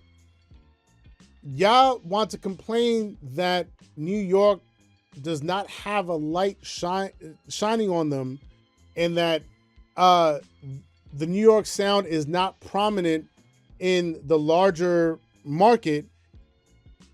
And when an artist comes out that has the elements that y'all want and that we all want, he's checking off all the boxes that we want, right? But makes a song that is an attempt to like cut through. And not cut through, and you would think it was a collaboration with like Flo Rida or something. You know, that's how people are talking about it. They're talking about it like he made like a Flo Rida song or something. Dog. Like it's just a little bit more polished. He's got the little intro and the hook part that leads into the verse. Niggas is talking about like, yo, but we listen to him like this, and for him to go in another direction, I just can't believe it. I'm like, what? But the verse itself, listen to the verse, bro. Listen to the verse. The verse is fire. He's same subject matter that y'all always loved, same pocket, same slick talk, like everything is there lyrically. You know what I mean? And like the thing that bothers me the most about this is that all of these fans that claim to own, they claim to pay so much attention to the lyrics. But I feel like in this particular instance, ironically, they're not paying attention to the lyrics. They're listening to the production and immediately turning it off. Immediately ignoring it. You know what I mean? Just because the production doesn't fit the same dusty soul sample sound that they got accustomed to from Rock Marcy or from Alchemist or from Derringer or from whoever. And again, to be clear, I love that sound. We all love that sound, right? But let him expand a little bit. Pause if applicable. But you know what I mean? Like let him get a little bit further reach. I can hear this joint in a strip club, and I can hear it on NBA, tonight. Like I can hear it everywhere. And that's the point, ain't it? That is exactly the point. Right. You know, let artists expand, please. Let artists spread their wings and reach new markets. You know what I mean? As long as they don't completely sell out their sound, let them do what they got to do to get a few more eyeballs on them. So I felt like they panicked. Like this wasn't the Stove they was used to, and they just immediately panicked without really listening to the song. Go ahead, Deanie. Get over that shit, bro. Stop being allergic to music that has replay value. Damn. Niggas hate music that you want to press play on. That's tough. Like, I'm gonna keep it a buck, bro. Like, bro. and don't nobody take offense to this, but like, niggas don't work this hard at they craft to be rapping in front of like a bunch of niggas in hoodies and smoking J's in the crowd. Nope. They don't want to do that rapping in front of some white dudes with neck beards. They I'm don't want to. We're not there. What? It's white people with neck beards at them shows. You're You right, Seen it. but I've been to a few of these shows to know. You the outlier. You know what I'm saying? Like, You 6'6", surrounded by white niggas with neck beards. this is true. We seen it. But what I'm saying, I could see the look on the artist. Like, this nigga's wearing full length fur coats. Like, I'm not just making this just for you niggas. You know, I want some hoes at this show. I want niggas getting money at the show. I want lavish looking shit at my show, bro. Like, why is that so hard for people to understand? Like, I don't like. Shout out to Baby All Rights. Love it there. Been there 10 million times. But a nigga who's an artist does not want to spend his whole career performing at Baby All Rights, bro. He wants to ascend to it. Baby's all right. Shout out to them. Love them niggas. Been there, like I said, might be there fucking next week or some shit. But like, people want a bigger stage, and I just like the whip talk is still talking. Like, there's no deviation from the subject matter. The flow, the bravado, the charisma, to me, is really what sells the whole package. That's there, bro. Like, he didn't miss a step. He changed the beat, turned it up a little bit. Since said, like, cause I said that too, the strip club and the NBA. But bro, I could see the niggas selling the drugs, and I could see the joint sniffing the drugs, bopping to this shit. Like, it's a different energy. Tell me NBA playoffs, they go on a commercial, you can't hear that Smell song. dope Can't. money in the can't. air tonight. Come It's on, that's a song that makes you turn song up. for placements. But Nick, a lot of people don't make music like that, bro. They make very monotone, low energy. It's you know what it is. I feel like seeing, like you said, seeing your artist step, someone that you love, that you've been fucking with for a long time, step out of that. But you feel like a jilted lover a little bit. But what does FICO sound like anything Stove ever did? FICO's No. amazing. But it was the proximity to the clips. There you go. And Pharrell. You know, I mean, that was like, and I think that's the thing. I think him going off on his own and making this move. You know, did you hear the song he played on the Joe and Jada joint? Like I could even Yeah. see That didn't sound like like- a clip, like Street. a Stove God fan hearing him on FICO and being like, oh, he brought the clips to like his energy, you know, like that's how people think. That's how people feel about things. It's like the clips is up here, Stove God is here, but like they met somewhere in the middle. But if it's just Stove God by himself and there's no proximity to anything else, it's like, oh, Stove God is leaving on his own. Out of here. Yeah. You know what I mean? And people get really fucking uptight and anxious about that shit. Because they want a certain sound, bro. Like, just like anything, you want a certain thing from a certain thing, and once that thing starts to deviate, you start feeling like. And I got into an argument in a certain group chat. Like, they did the same thing to Nas in '96 Niggas pretend like that didn't happen. when it was written. Sin. And people- Niggas I wanted gotta another cook still. Illmatic. I gotta cook still. Go ahead. But listen, I want to say Say the hip plate. hop fans are so fucking predictable. Mhm. Y'all are y'all parents, and if y'all young enough, y'all are your parents.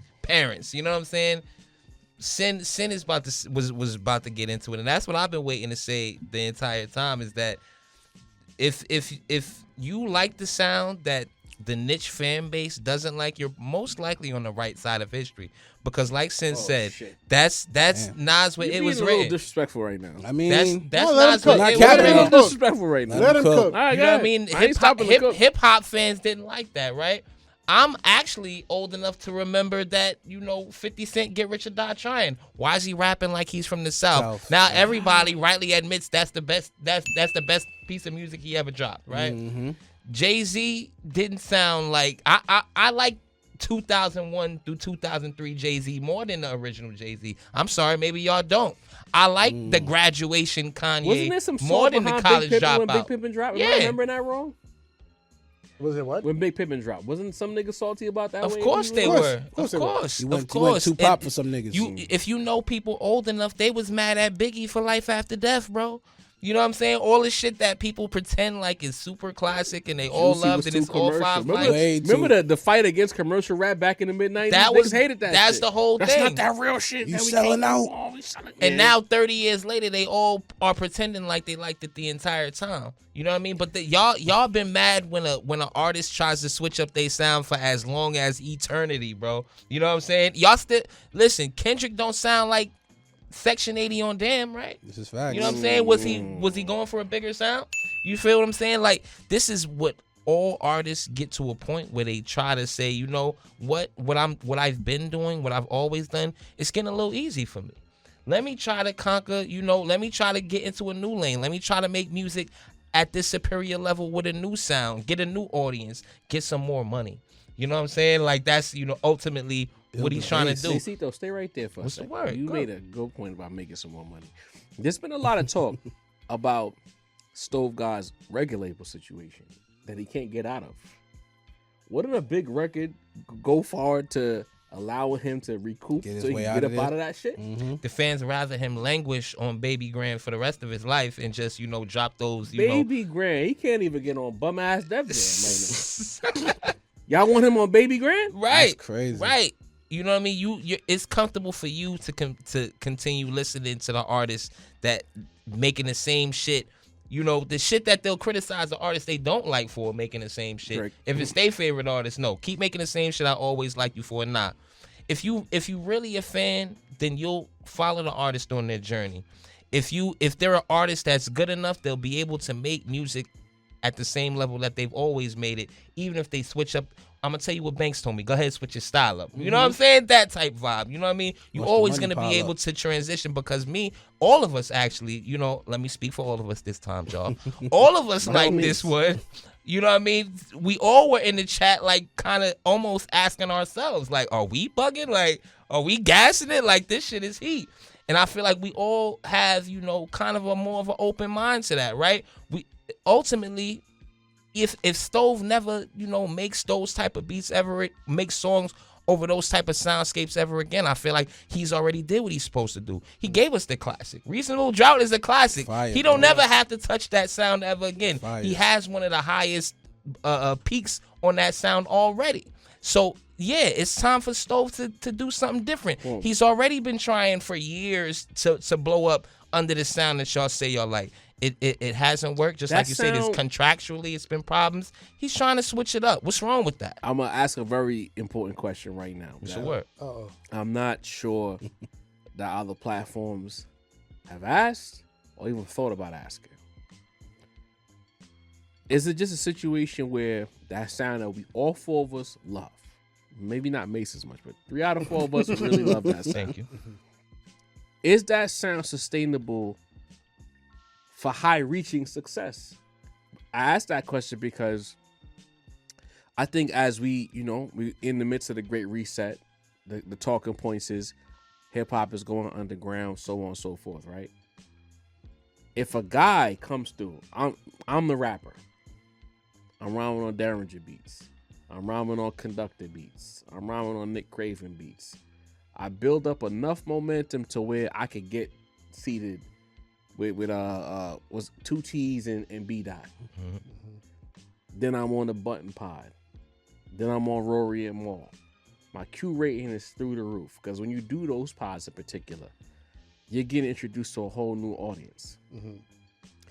Is there a realistic pathway to where I can continue to do that particular sound with this new audience, or do I have to quote play the game or at least blend in other sounds? Is there a ceiling on the drumless loop sound? Is what I'm asking. Well, again, we have to go back like some 30 years for some examples. I mean, maybe not even, but I'll start off 30 years ago. It was written. Can you be a platinum rapper on drumless loops? Can Can you be a gold rapper on drumless loops? It was written. Had track masters. Mhm. Had Lauryn Hill singing a hook. If I Ruled the World, but it also had shootouts. Mm. You know what I mean? It had Street Dreams and the remix, but it also had Havoc joints. Mm. Niggas hated that R. Kelly Street Dreams remix. They didn't want that from us. They really did. Yeah. You know what I mean? And that it's to this day still a classic. But you still had like the setup. You know, with Biggie, you know, you had Hypnotize, but you had, you know, what was it? Niggas bleed. You had Kick in the Door. Kick in the door. Kick in the Door. You know, we could even take it to the Kanye era. You know, Kanye always kept a single up his sleeve, but the album cuts was always rooted in that, you know, 808s aside, you know, it was always rooted in that real shit. We waxed poetic extensively in the last episode about My Beautiful Dark Twisted Fantasy. You know, it had all of the lights, but then it also had the Swiss joint. So appalled. You know? And it's so you saying it's a matter of balance? It's a matter of balance. Those two things can coexist if you execute it right. You know what I mean? And you have to have an artist that can execute it right. So as far as Stove God is concerned, and as far as like the sound is concerned, it can carry over into the mainstream if you intermix it with some more lush sounds and balance it out correctly. But the execution has to be there. Not everybody can execute at the same clip, you know? So there is a ceiling. I feel like if West Side Gun haven't gotten there yet, I feel like, you know what I'm saying? Because he would be the nigga that would have gotten there. West Side, because I don't think West Side has it. I don't think West Side wants to chase anything else. Right. I think he's good right where he's at. Selling $250 He tried with the second Paris project. He I look at this dude, bro. I don't Talib see. needed to get by. Well, here's I what I don't see the same. There's certain like, artists. I trying to go think up. West Side, because the way he rhymes, I don't think he needs to do anything else. I think he does rap in a way to where it's a unique listening to West Side rap. Curates a great project. His style, the way he rhymes, cadence is so unique to where, yes, it's a drumless loop project, but it's West Side. It's not just the raps. You're getting the personality. Then he loads up the project with like skits and little breaks in between to West where Side Gun is pretty big on TikTok. Yeah. That's what I'm saying. Like I'm saying, he will be like the pinnacle of that art. If he hasn't gotten a gold or a platinum album, I don't see a lot of other guys in that realm getting it. I look at a Benny and a Conway and I'm like, y'all not West, personality wise. Not. Yeah. In fact, you know what? We killed it. Specifically me. I hated Big Dog. I don't think that's a good record for Benny. I did like Plug Talk, but I feel like Benny needs the big single in a way that West Side doesn't.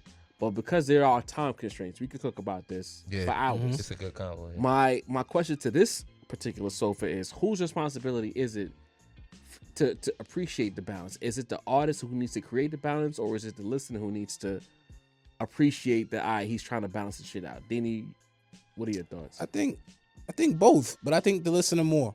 Like at the end of the day, these people are just giving us phases of their lives. You get what I'm saying?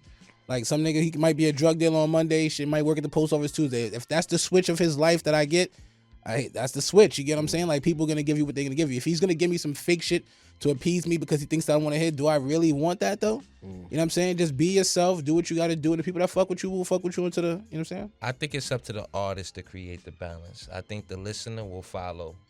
You feel what I'm saying? If the music is good enough, niggas will listen. If you lose that niche fan base, but gain a whole completely new fan base that appreciates where you trying to go with it, then so be it. Yes or no, Sin? Did Stove God go too far left with Ghost Stand? No. Okay. We will move on. Industry exec Kevin Black, real quick. We're not cooking up on this. I just want to have a quick conversation with my guys about this. Kevin Black said that there was a moment where Eminem and DMX had a rap battle on Funkmaster Flex show on Hot 97, and Eminem held his own. I just want to say I'm calling cap on that. I feel like if Eminem and DMX battled, some nigga on a random ass podcast wouldn't be telling that story. He didn't say On held Hot his own 97? either. He didn't say held his own. He said toured. He said I was toured. trying to be respectful. You know what I'm saying? DMX is not here. Like, that's a big deal. The amount of shit that happened on Hot 97, for nobody to ever hear of that, I'm calling cap. I just want to know, are we all calling cap on that? Cap. Super cap. That shit did not Cap. happen. It didn't happen. He said it at Hot 97. And Where's then all look, these niggas to corroborate the story?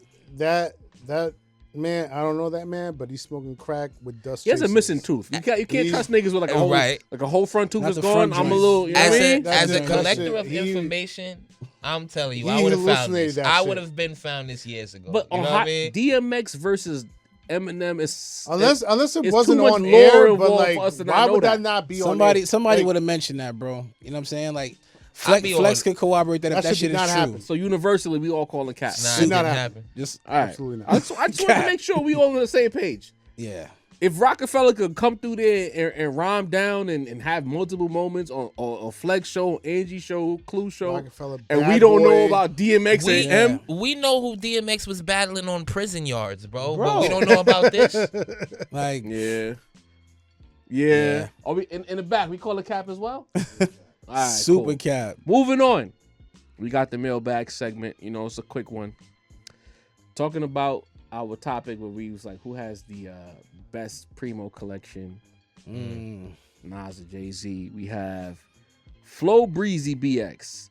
It's actually closer than a lot of people think. So Ghetto, A Million, and The Evils are absolute classic banger tracks. In my mind, New York State of Mind is the greatest hip-hop song of all time, so it has to be Nas for me. Fair play. I like that comment. Salute. Screaming Eagle says, all I know is people beg for this album for 30 years. They better show up and support it. I'm just saying. Points were made. Facts. This is where it gets a little weird. Rumble Rocket 88 says, nobody ever wanted a Jay and Preemo album. I'm calling bullshit. I don't know about y'all, but nobody ever wanted a Jay and Preemo album is kind of wild. To say nobody wanted it, not as clamored as Nas and Primo, Right. but to say nobody wanted it is kind of crazy. Talk to me, son. I might be 51% agree with that comment because the Jay-Z sound was more. Don't do that, bro. Just- So No, Ghetto was a Kanye. lead Listen. single off of Volume 3, and it shook the room. It was a street single, All right, fair. not the real the street. street. I tried to drag it. Okay, Right. you did. Why you just let me Okay. have that, Knowledge is kept. bro? God damn. I was there. I remember. You was. No, but I think Jay-Z's sound was more. It leaned more towards like the Neptunes and Timberlands of it all that came afterwards. Like he had a sound that was more palatable. Don't do that. He was rhyming No. on Swiss Beats in '99 too, No, bro. Don't do that, no, bro. I get what you're saying, but what I'm saying is like I think that played to his strengths more as he grew as an artist. So Blueprint ain't happen. right, and then Dynasty ain't happen. right, and then Kanye and Just Blaze, and I almost remember Just Blaze. I'm sorry, I almost remember Jay-Z saying that Just Blaze was like a new age Primo. People were asking, Drum wise, yeah. like, why, One of them like, drums. you know, are you going to link up with Primo again? He was like, I don't know, because I got Just Blaze, and Just Blaze is like the next iteration of Primo. Yeah. You know, Yeah, it's crazy what happened to Just. Like, Yeah. like we thought Just was out of here, and Ye just ran by him, like Nigga laughed at just him, even crazy. Love Nintendo too much, bro. Shit.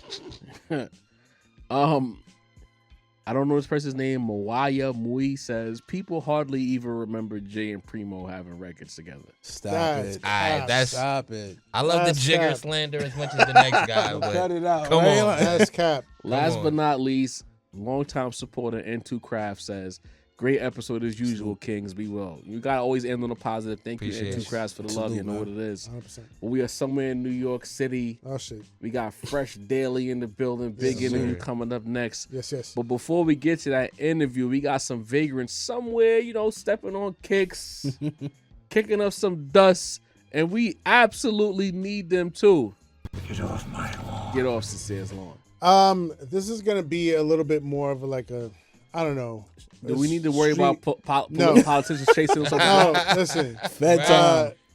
I know I almost gave you a heart attack. You did. Last, You did. lawn is going to be a little bit more tame this time.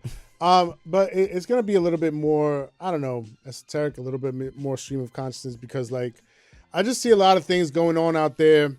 A lot of mergers happening, a lot of like companies acquiring other companies, a lot of like shitification of media out there. Shitification. I like it. And I'm at the like, I guess what I'm feeling right now is like this late stage capitalism got to get off my lawn, bro. So we still in politics. Yeah. All right. No, it's not. Release the It's hounds. really not politics.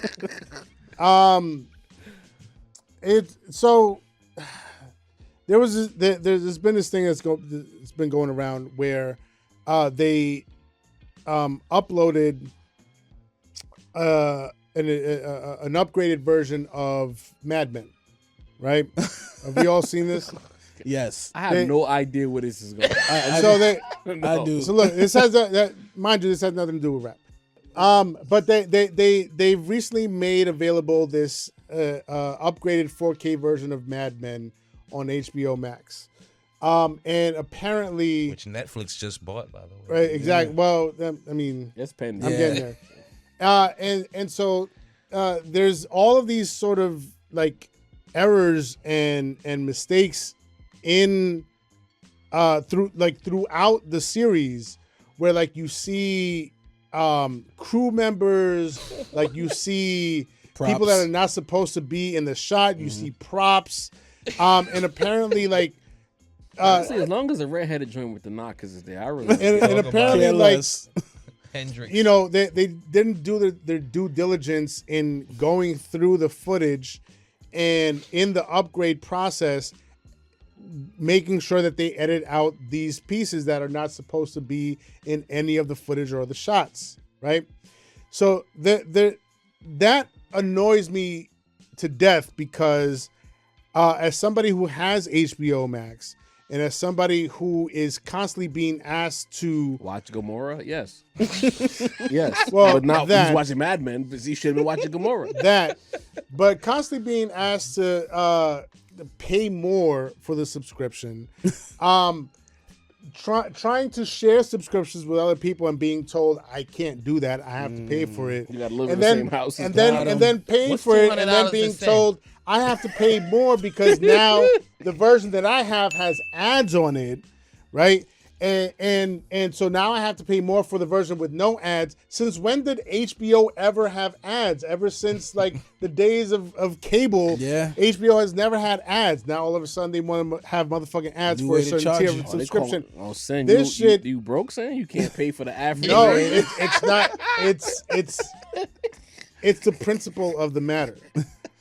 They should not be like HBO at no point should be asking us to pay for more to cut ads when they've never had ads in the history of their existence. Amazon right? Prime did that too. All for them to like give us an upgrade that nobody fucking asked for or No needed, wants.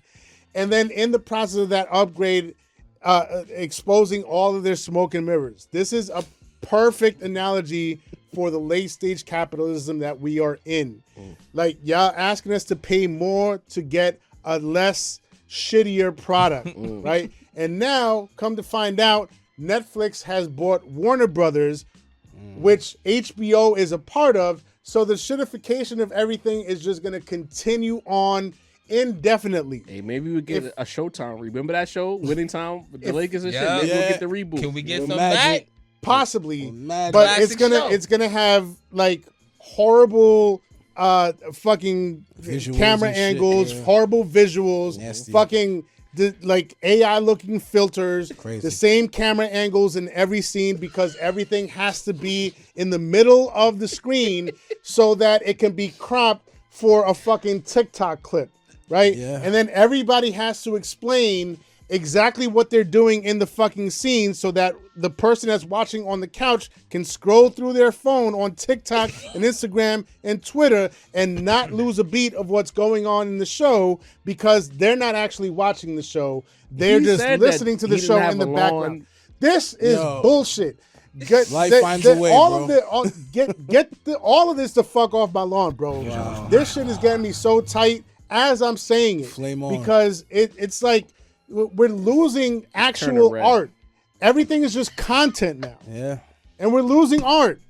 Are we losing recipes? We losing recipes. Get art and recipes back on my lawn and get this bullshit the fuck off my So you're not watching HBO Max no more? I mean, Mission the merger hasn't actually happened yet, Right. right? I'm on the Apple TV though right now. Right. Okay.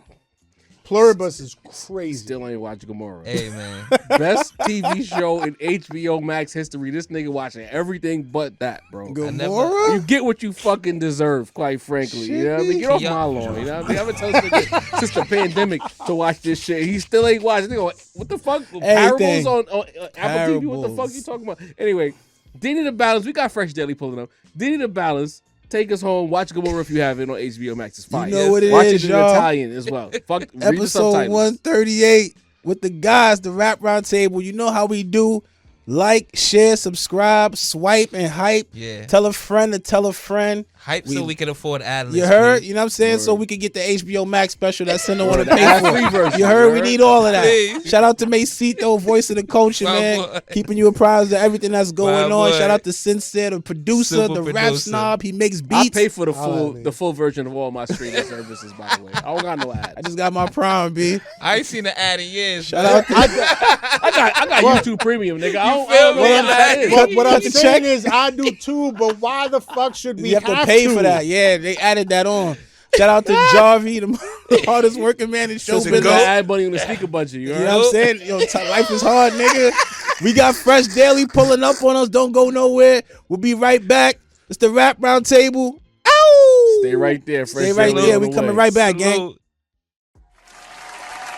As promised, Fresh Daily pulling up to the Rap Roundtable. Another case in point of Brooklyn specifically being too damn small. Quick backstory. Our guy, Rap Roundtable alum, Thrills, hit me up like, yo, I got a guy. I think you should talk to him. Super dope, etc., etc. I'm like, who is he? He starts breaking it down. We on the phone and I'm like, I think I know this guy. That name sounds very familiar. I think I'm in a group chat with this guy. We chop it up. I said, either way, if you think he's a good fit for the show and he's doing some things, by all means, because Thrills has never called me a day in his life. So if I'm gonna use my math and hit my line, I'm like, you know what, it gotta be something. I get off the phone with him. I'm going to BJ's. I'm giving you the whole backstory. I'm going to BJ's. I had to go make a quick BJ's run in East New York. Pause. Wait, you don't know what BJ's is? Oh, I know Yeah. what BJ's are. Hey, pause if applicable. I wish it was that. But it was just a fucking store. Okay? Got you. I go on Twitter, copy and paste the profile. I said, this is who you talking about? Thrill's like, yeah, that's him. I'm like, say no more. Come to find out, we were once in the group chat together. It didn't quite work out. But again, the network, when you are good at what you do and you have the right friends, people will connect you. So we have the homie Fresh Daily here, pulling in, Small World, one of the strongest you may or may not have ever heard of, but by the end of this interview, you will be familiar. And of course, we expect you to press play on the music because again, y'all like the front. Y'all claim y'all love hip hop, and every time we pull a new artist to the table, we say tap in with this guy. Some of y'all do the knowledge. I give y'all credit, but a lot of y'all run away because y'all want to be comfortable with the familiar names that you love. But yet again, Fresh, what it is, man. Welcome, officially. Good to meet you in person. Yes. After being in the group chat for a little bit, Yeah, man. you know, the infamous group chat. But here we are, yeah. Fresh is a perfect physical representation of the group chat that we always reference on the pod. That I think we be lying. He was in it. I was in it. He was in it. And, yeah, we talked a lot of rap shit in The, there. the mythical group chat. The mythical It's a group chat. Mythical group chat. Shout out Kobe. So first and foremost, before we get into the music, how does a person Brooklyn born? And you were in Brooklyn. You know what I mean? You wasn't like in like some random part where it was kind of nice. You was in Brooklyn. Fort Greene Project. Fort Greene. Yes. How do you end up in Oakland? Like, what's the connection there? Ah, shit. Yeah. So weirdly enough, well, not Pull the weirdly. microphone closer to you before we get Pull this a going. little Yeah. closer, pause. So in 2012, I went out to Oakland to link with a rapper named Quelle Chris. You may be familiar with his work with Danny Brown, with Rock Marciano, with a bunch of people. Super dope MC and producer. I'm sorry. Pronounce his first name again. Quelle Oh, Chris. okay. Quelle. No, I'm familiar with him. Yes. I've always pronounced it Quell. Quell. It's Quelle. That's So, Or you know. That's a theme yep. for today. But you know, it is Pronouncing things It's correctly. What is the Saucony, word? nigga. The word Diddy, is Quell. It's Saucony. There is suck on these. Yo, suck on these. Suck on these. Hey, You got yo. them suck on these on, bro. Whoa. What You the? wear suck on these? No. Started with BJ's. Now we gonna suck on these. We off to a great Welcome start. to the front. Oh man. So I went out there with another MC to work on a project, right? And after that, you know, that hard drive crashed and that project never came out. And Oh, that's terrible. yeah, I mean, I have all the roughs of it, and they are really roughs. But I'm just like, man, I should put it up like for download on Tumblr, like Yeah. really Easter egg it, like make people like go through like maybe a link, maybe a QR code on a zine. I'm giving game here, but like really mix the like physical media to a digital media, like just some real crazy thing to make fans like Easter egg hunt it and find it, you know what I mean? Because I don't think I could put it out in its current form. But after that project, after we worked on that, I went out there. That was my first time in Oakland, first time in LA. A friend of mine who was a videographer, a director, Alex G. He did Sky Zoo's video. Spike Lee was my hero. Just super talented. He's Talib Kweli video. Just a really super talent Haitian brother from New Jersey. He had moved out there a little after I went. And there was a huge warehouse fire in Oakland that happened with a lot of the art community out there, and something like 32 people died in this fire. The place, it was in a warehouse, it wasn't up to code, and his fiance was from like Finland or Iceland and came to visit him, came to town, was like, oh, let's go out, you know, it's first time in town, like let's take a, they went to that and they both passed away in the fire. Golly. And Rest in peace. rest in peace. And there was a vigil, and actually this reporter from I want to say, trying to think of which magazine it was. It doesn't matter, but they did an interview with me, and then his favorite bar contacted me randomly and was like, "We're having a vigil. Would you want to come out? We're flying friends and family out."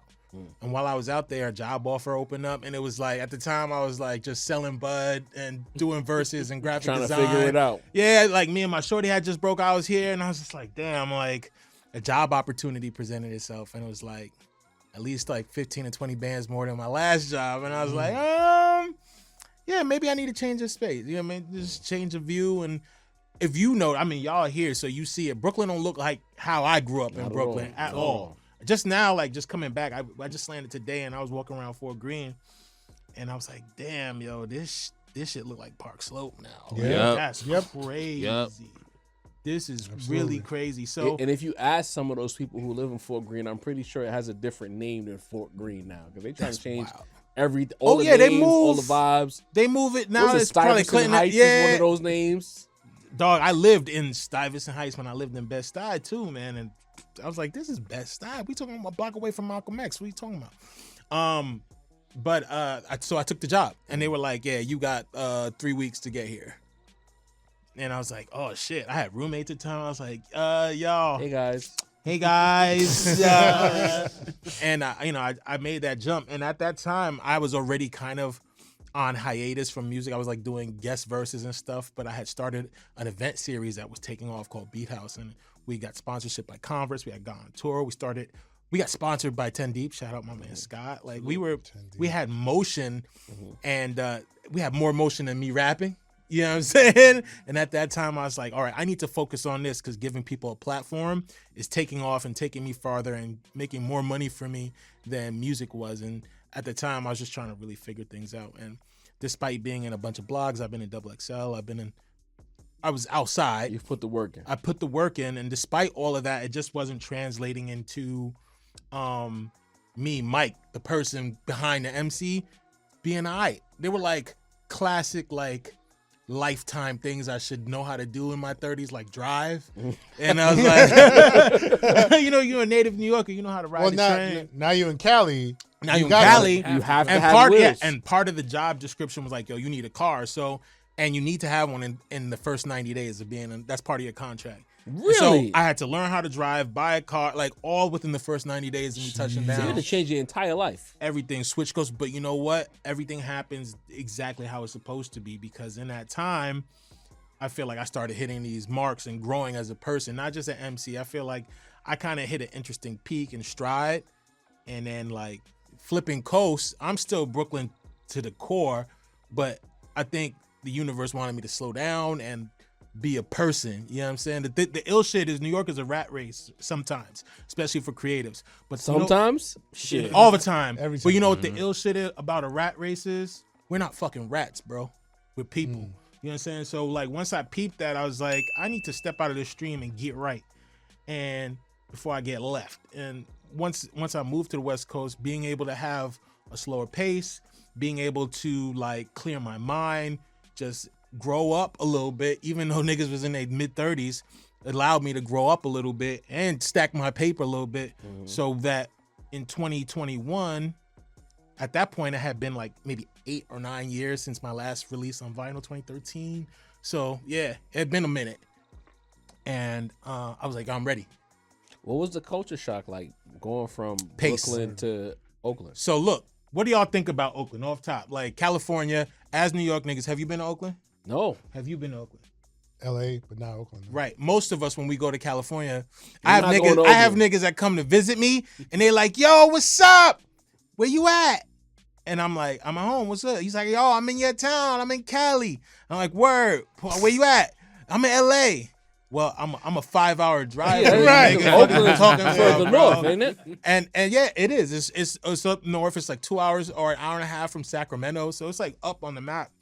And I tell New York niggas back home when they ask me about it, I'm like, yo, it's like the closest you can get to an East Coast city on the West Coast, right? And even in the summer, it's jacket weather. Interesting. In Oakland. So yes, and so Oakland is like back to school weather almost year round. It gets hot like Indian summer, like September, August. It gets a little hot, but the most it might hit is like 90, maybe, if that. If that. So it's not that palm tree shit that we. It's not that. And people were like, yo, are you good to wear your certain color caps? I was like, that doesn't exist there, bruh. We're talking about hippies. We're talking about big pimp culture. There's pimp culture. You know what I mean? There's a lot of weed culture in Northern California. Some of the best weed. You know what I mean? I met my wife out there. So yeah, it was the culture shock. The hardest culture shock, I think, as a native Brooklynite moving to Oakland is pace. The pay, yeah. Nothing has New York space. And nothing's gonna fuck with a New York City summer. But there's ways to flip it if you live in like Northern California. To have a good summer is you just gotta be on your outdoor shit. You gotta be on your I'm going hiking. I'm going to the river. I'm gonna go tubing. You know what I mean? Like you gotta be on your outdoorsy Hold shit. on, you doing It sounds like hippie white shit. people shit? I'm doing white people. Yo, I'm different, bro. Listen. I'll be honest with you. The most shit I ever did in my life, I ain't did no drugs, but bud. That's not even a drug. That's not a drug. First of all, that's a plant that heals, right? Dog, I'm very trippy now. You feel me? But in a medicinal way. You know what I mean? So the first psilocybin mushroom experience I had was out there. First time niggas hit Molly was out there. You know what I mean? And never getting caught up in it, but the medicinal purposes of these things, even Molly was created, MDMA was created for therapy sessions. So like I've gotten very, very deep, ill medicinal experiences with psychedelics, even acid and all that. So niggas is very trippy. You're on your Mr. Morale Right. type of vibe. Yeah. So you're saying that the I see change of you. pace made you do more? No, it made me do less more intentionally. Touche. Gem. You know what I mean? I like that. And from that, when I finally did pop back out, it was like mid-pandemic 2021. Niggas were just kind of sticking their head out for us. Like, yo, is it all right? Can we breathe? Is it safe? If it's safe. But that's when I felt like, oh, I'm activated now. Very often, right, as creators, we either have one or two things. We either have, it's time and money. If we have a lot of time, we don't have no money. We broke. We not working. If it's the other way around, we got a lot of money. That means we working. have We don't have time. time. The pandemic was the first time I had a little bit of both. Where I had enough to be like, I could pop out and do some shit. So I released a follow-up to a mixtape I had dropped in like 2011. So almost a decade later, I did Quiet Life 2. It's almost like a re-debut, you would say. Yeah, think about this. I say this all the time. How much music did you find in your 4 years of high school? Shit, I couldn't even put a number on You it. feel that? And then how much music did you find in your 4 years of college? Probably a little less. Okay. That's 8 years right there. I took 9 off. So for all intents and purposes, You I'm a took 2 brand new lifetimes artist. off. Yes, Yeah. that's like you finding me. You know what I'm saying? So it was very interesting because I think niggas that are tapped into my music are very grassroots. Like I'm a little hands off. I'm kind of a if you know MC. You know what I mean? And they were activated. I didn't have to like really twist people's arm and blow people up. I think nothing wrong with that, but people tap back in, and I was able to come back out, do a pop-up in New York in 2021. I did several. I did just listening parties, Beer Wax, and a whole bunch of different spots around. I do miss mid-sized venues, but it was dope to be able to do that, and that was 2021. And then I did like an EP after that, and then last year, top of this year, I finally put out like a full project that I've been working on for scratch since 2023 with a Parisian producer. I got one more question before I pass it. Parisian? Yeah, this producer hit me. You know, sometimes people hit you up in the DMs. Yeah. It was one of those scenarios, and because I make very jazzy, boom bap, classic hip hop, I get a lot of dudes from Europe, producers from Europe, who are like, I see you make the hip hop. I have a one track with this guy Afura. You know him? You know, like Europeans love the jazzy hip hop. They- Sin, I don't want to dominate the interview, but I have to ask this question before I forget. Go ahead. Considering you took that, because for me, like, I worked in a high school for like 9 years, so I look at 4-year cycles as lifetimes. So for me, in my mind, you say you took a 9-year hiatus. You took 2 cycles, 2 lifetimes off plus 1 year. Listen, What was the pressure like coming back outside after that?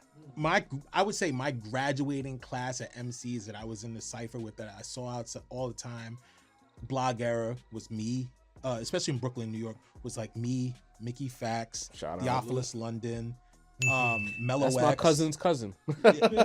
See? Mellow Wax, you know, that was the same time around like Jesse Boykins, a lot of really dope artists around Brooklyn, but I also had my own crew of like Homeboy Sandman's very indie hip hop shit. You know, I feel like I bridged this world between like blog rap, I don't know if you want to call it conscious rap, or, you know, like indie underground, like real backpack. What do you call it? What did you? I definitely bounce in that world pretty frequently, and so like I love the Steve Smells like, Blimberder, but I just get mad when niggas feel like that's the only thing you can or allowed to do. Like Nuyorican Poets Cafe type of. yeah, there's that, but also I'm right next to Blue, doing records with Blue, doing records with Ivan Ave. My very first album was produced by 88 Keys, Oh No, Ski Beats, Ill Mind, DJ Spinner. So like, a who's who. Salute. Yeah. very Spinner's a legend. yes, Brooklyn legend. Yeah, Shout I mean, out those DJ are all that. Spinner. Oh, yeah. No's a legend. Yeah, that's a who's who. That's a who's who. 88 Keys. Yeah. Yeah. Kanye's. I'm back I in Have It. town. I'm back in town on this trip specifically to work on an EP with 88 Keys. Oh. Fire. So Oh, I'm shit. popping back out. I'm really trying to do 2026 Exclusive. correctly. And so First quarter? that pressure, yes, but maybe not the 88 Keys joint, another joint. Okay. So I'm sitting on joints. Joints with Sky Zoo, joints with Rome, joints with Fahim, the guy Fahim. I'm sitting. Oh, on, so you're on not work. playing. I'm sitting on work. Yeah, I heard Rome and the God Fahim, okay? Like, you're not playing. Good names. Dog, Yes. one of my first mixtapes production credits is Conductor, back when he went by D Will. So like the circle, it really is small. But to answer the question, popping back out, if you weren't in the rat race, what's the pressure? I wasn't in the rat race. And also now, I think when I lived in New York, there was a certain amount of hustle. Like if I didn't hustle, if I didn't get verses off, if I didn't do freelance graphic design for niggas flyers and albums, which you can go to my website and look at the shit I've done. If I didn't do that, I possibly didn't eat. And so I think I was making art out of a place of deficit, not out of a place of like, I've got cathartic self-release and it's creative. I did it like, oh dog, I gotta put out some shit to keep myself relevant and to get money. You gotta eat. Right now I'm in a place where I own my own home. I have 2 cars. I'm married. A kid. I don't have that pressure. There's no what you want essentially. There's no, and guess what? Fresh Daily didn't do that for me. I did that for me. You feel me? So now I don't have any pressure. I'm already in my 40s now, despite how gorgeous the God is. I'm in my 40s now. I don't really have. There's no timeline. There's no schedule for me to. Yo, you gotta drop something first. I don't have that pressure. If I do it, and I'll give you a great example. Bro from Paris that hit me up. I did it on a whim because the beats that he sent just slapped to me. They reminded me of Pete Rock Instrumentals Volume 1. And that's a really sweet time in my life when Pete Rock Instrumentals dropped. And so because the beats were there and they weren't curdled milk beats. They were jazzy, boom bap, a little quantized, but very jazzy. Like This is the parental. This is the parental producer. Yes. Okay, keep going, bro. Right.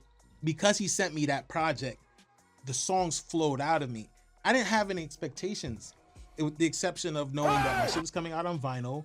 A German record label was going to give me a couple racks up front. Shit. You know what I mean? I didn't have too many high expectations. To this date, that dropped May. To this date, we're at 250,000 plays. Just Spotify. That's not any of the other. Just Spotify. So I know that's an accomplishment. I know God is great. So that lets me know that things of value have no fear of time. And Things of value have no fear of time. You were just here delivering gems. That's it. That's the name of. So the name of that project with Parental is called "These Things Take Time." Yeah. Nah, because you know why it stuck to me? Because I guess I'm in a race against time. I feel like. No. So for you to say that, like you don't like that resonated with me. Dog, things of value have no fear of time, and that's not just me. I can't take the credit from that. That is a Mos Def line, Yasin, from that last Black Star album. Right? Salute. He says things of value have no fear of time. And I'm surprised Sin didn't catch that because I'm not listening to the Black Star album. I'm gonna be honest. I've heard it a few times. Y'all, very humbly, this is a dream come true to be on this couch talking to y'all. I've watched enough of these episodes. Salute, brother. It's the flip side of things not being on like Apple Music on Spotify or Spotify. Like I have it in my Bandcamp app, but how often do I go to my band? I'm always in Apple Music. So. You're connected to the Matrix. I am connected. Oh yeah, to we're the plugged Matrix. in. We're lost. Yeah. Oh, yeah. But here, I've got great news for you. What's up? That album is on streaming platforms, despite most saying he wasn't gonna put it on streaming. Really? It is on Apple Music. Get the fuck out of here. Because I remember that was a whole. We had a whole topic about double double check me. Right Because you know Kweli is off social media because he don't know how to use social media. He's been kicked off social media. Respectfully. But funny story. I hit Kweli up to say, "Do you want to come on the pod so you could kind of like change your narrative?" He was like, "Nah, I'm good. I'm comfortable right where I'm at." I'm like, and his say own less, podcast. Kweli. Yeah, his own podcast is great to watch too. And I don't see it on under Black Star. Uh huh. Nah, I don't see it. Nah, it's up. You blocked, damn, son. did they You take it blocked. down again?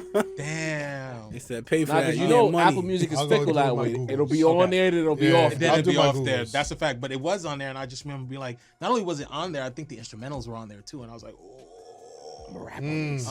But I only say that because Kweli was arguing with people online again about him putting it back on streaming. Remember, people were really upset that they could only buy it through this like weird way. Yes. And then they bought it. They It spent was the some money. podcast app or some shit like Yes. that. If memory serves me right. And then they spent the money, and then only for him to put it on Apple, and people were Sick. furious. And he's arguing with them. But shout out Kweli. Shout out Kweli. Go ahead, son. I done monopolize this. Yeah, I'm sorry. I've been Yeah, chatting no. because this is like a dope dream ass. Nah, be for on sure. this couch. So, yeah, you moving from New York to Cali, and you talked about like a little bit of the culture shock in general, but as far as like the hip hop scene is concerned, like what's the difference between the hip hop scene here in New York, what you grew up on in the blog era. You know what I mean? And then going to Cali and grinding out there. What was that difference like? You know, I'll just say when I first touched down, it was after being in gentrified Brooklyn my whole life. My first thing was, you know, I had the event series Beat House, and I was like, I would love to do this out here. But there was already a pre-existing similar kind of showcase that surprisingly started like same year that we were getting it cracking out here. They got it cracking out there. So before I came in and like surprisingly, planted my. I caught the shade, the little bit of shade in there. No shade. No shade. Yeah, No, surprisingly. no shade. I built this over here, and all of a sudden in Cali, like Listen, they're doing this shit over here. No shade. You know, all props where they need to go. Crazy. But More shade. not a little bit. it was important for me to not pull up to someplace new and be like, this is my shit, and plant a flag. It was important for me to go and support all the local acts. And when I got there, it was pre-pandemic, it was 2017. And I don't know how y'all felt, but 2016, 2017 were dummy lit. Those summers. Oh yeah. Yeah. I know we all collectively hate No Drake funny now. shit. I'm The gonna marry momentum that. of 2016 and 2016, I almost got 2017 married. kind of played a role in Not us me first. launching the Wow. podcast. You feel me? Like 2016, 2017 were lit as summers. I was recently single, so I was Oh, wilding. you was back outside. I was Yeah, back you out skates. Django and Chain once I touched down to Cali. So the energy was palpable. And when I touched down, I went to like every like little show, every like showcase, whatever. And there was an energy that has been robbed, I want to say, in the Bay Area, Cali, a little bit from a very indie DIY scene. They had an indie DIY scene of hip hop that transcended just like a residency at a venue. There was like a street full of like art galleries, and the youth was in these galleries all day. Right? I want to shout out. There was a producer who's now living out here. His name is Overcast, and he's produced a bunch of shit. Actually, he produced on Drake. Overcast with a K? Yes. Yeah. He produced like 2 records on Drake shit. But this is Yep. this is a young producer who used to email me beats for our radio show. And then I pull up there, and he's not even 21 yet. This is 2017, and just grinding. But he couldn't get into venues. And so when these like little art galleries started doing events, that's where the kids would go.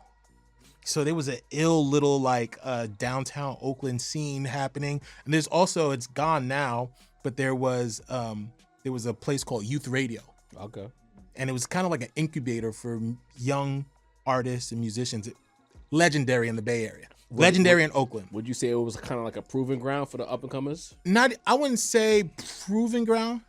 I would say a training. Okay.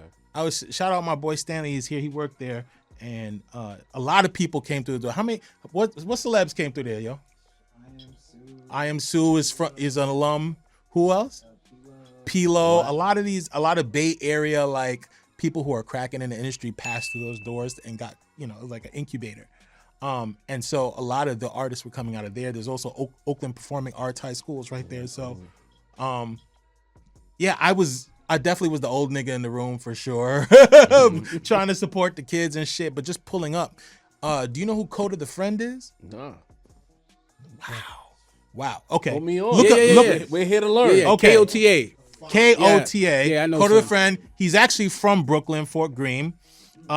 Huge now. When I met him, I think he had maybe 300 followers. Okay. In like less than a year, that jumped up to like 453. Now he's probably even past that. But I met him not here in Brooklyn. I met him at a gallery in Oakland That's crazy. because he was tapped in. Bro was tapped in, and he's a super dope artist. He has 2 projects with Static Selector. Shout out Coda.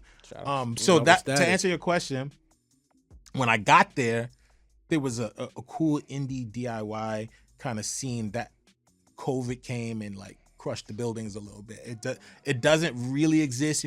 You have to like really dig for that. But let me ask y'all, what's it like out here? If you're an artist on the come up in Brooklyn, New York, how do you get it cracking? Because where I'm from, the era I'm from, Southpaw don't exist no more.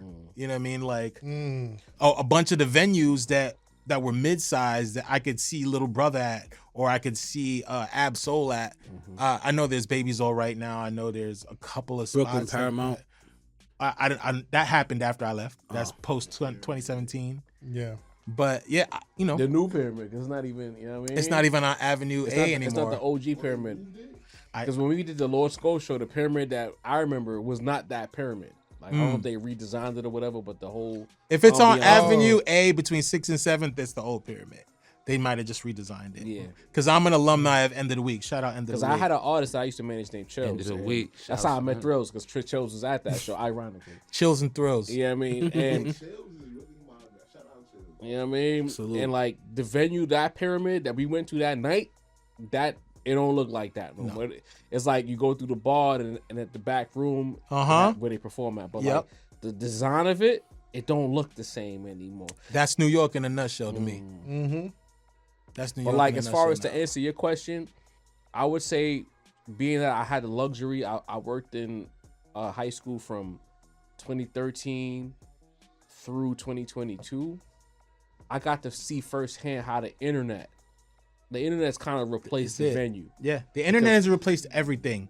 It's replaced regional style, regional dialect. The A&R position doesn't really exist No, it anymore. doesn't. The internet is the A&R, because I can tell you, like when I met Chills in 2006, we did the venues. There was a spot in Flatbush called Delroy's Cafe. We used to go to Delroy's. He would perform there every week. There would be like, it was a showcase. He would win. I think he won like mad weeks in a row. We used to roll out new music at Delroy's. We did all Now that where shit. did they go? The internet.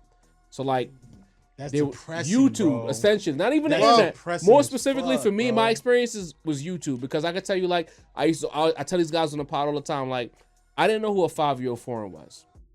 True story. 5-year from Fort Greene, shout out. You know what I mean? I worked on the 5th floor in Murray Bertram High School. If you know, you know. The gym is there, and like Mary gym- Borshin? Murray Bertram is right next to. It's right over. You go over the Brooklyn Bridge, One Police Plaza. The high school is right next to. I know we used to call it Mary Abortion. Oh, say less. Damn.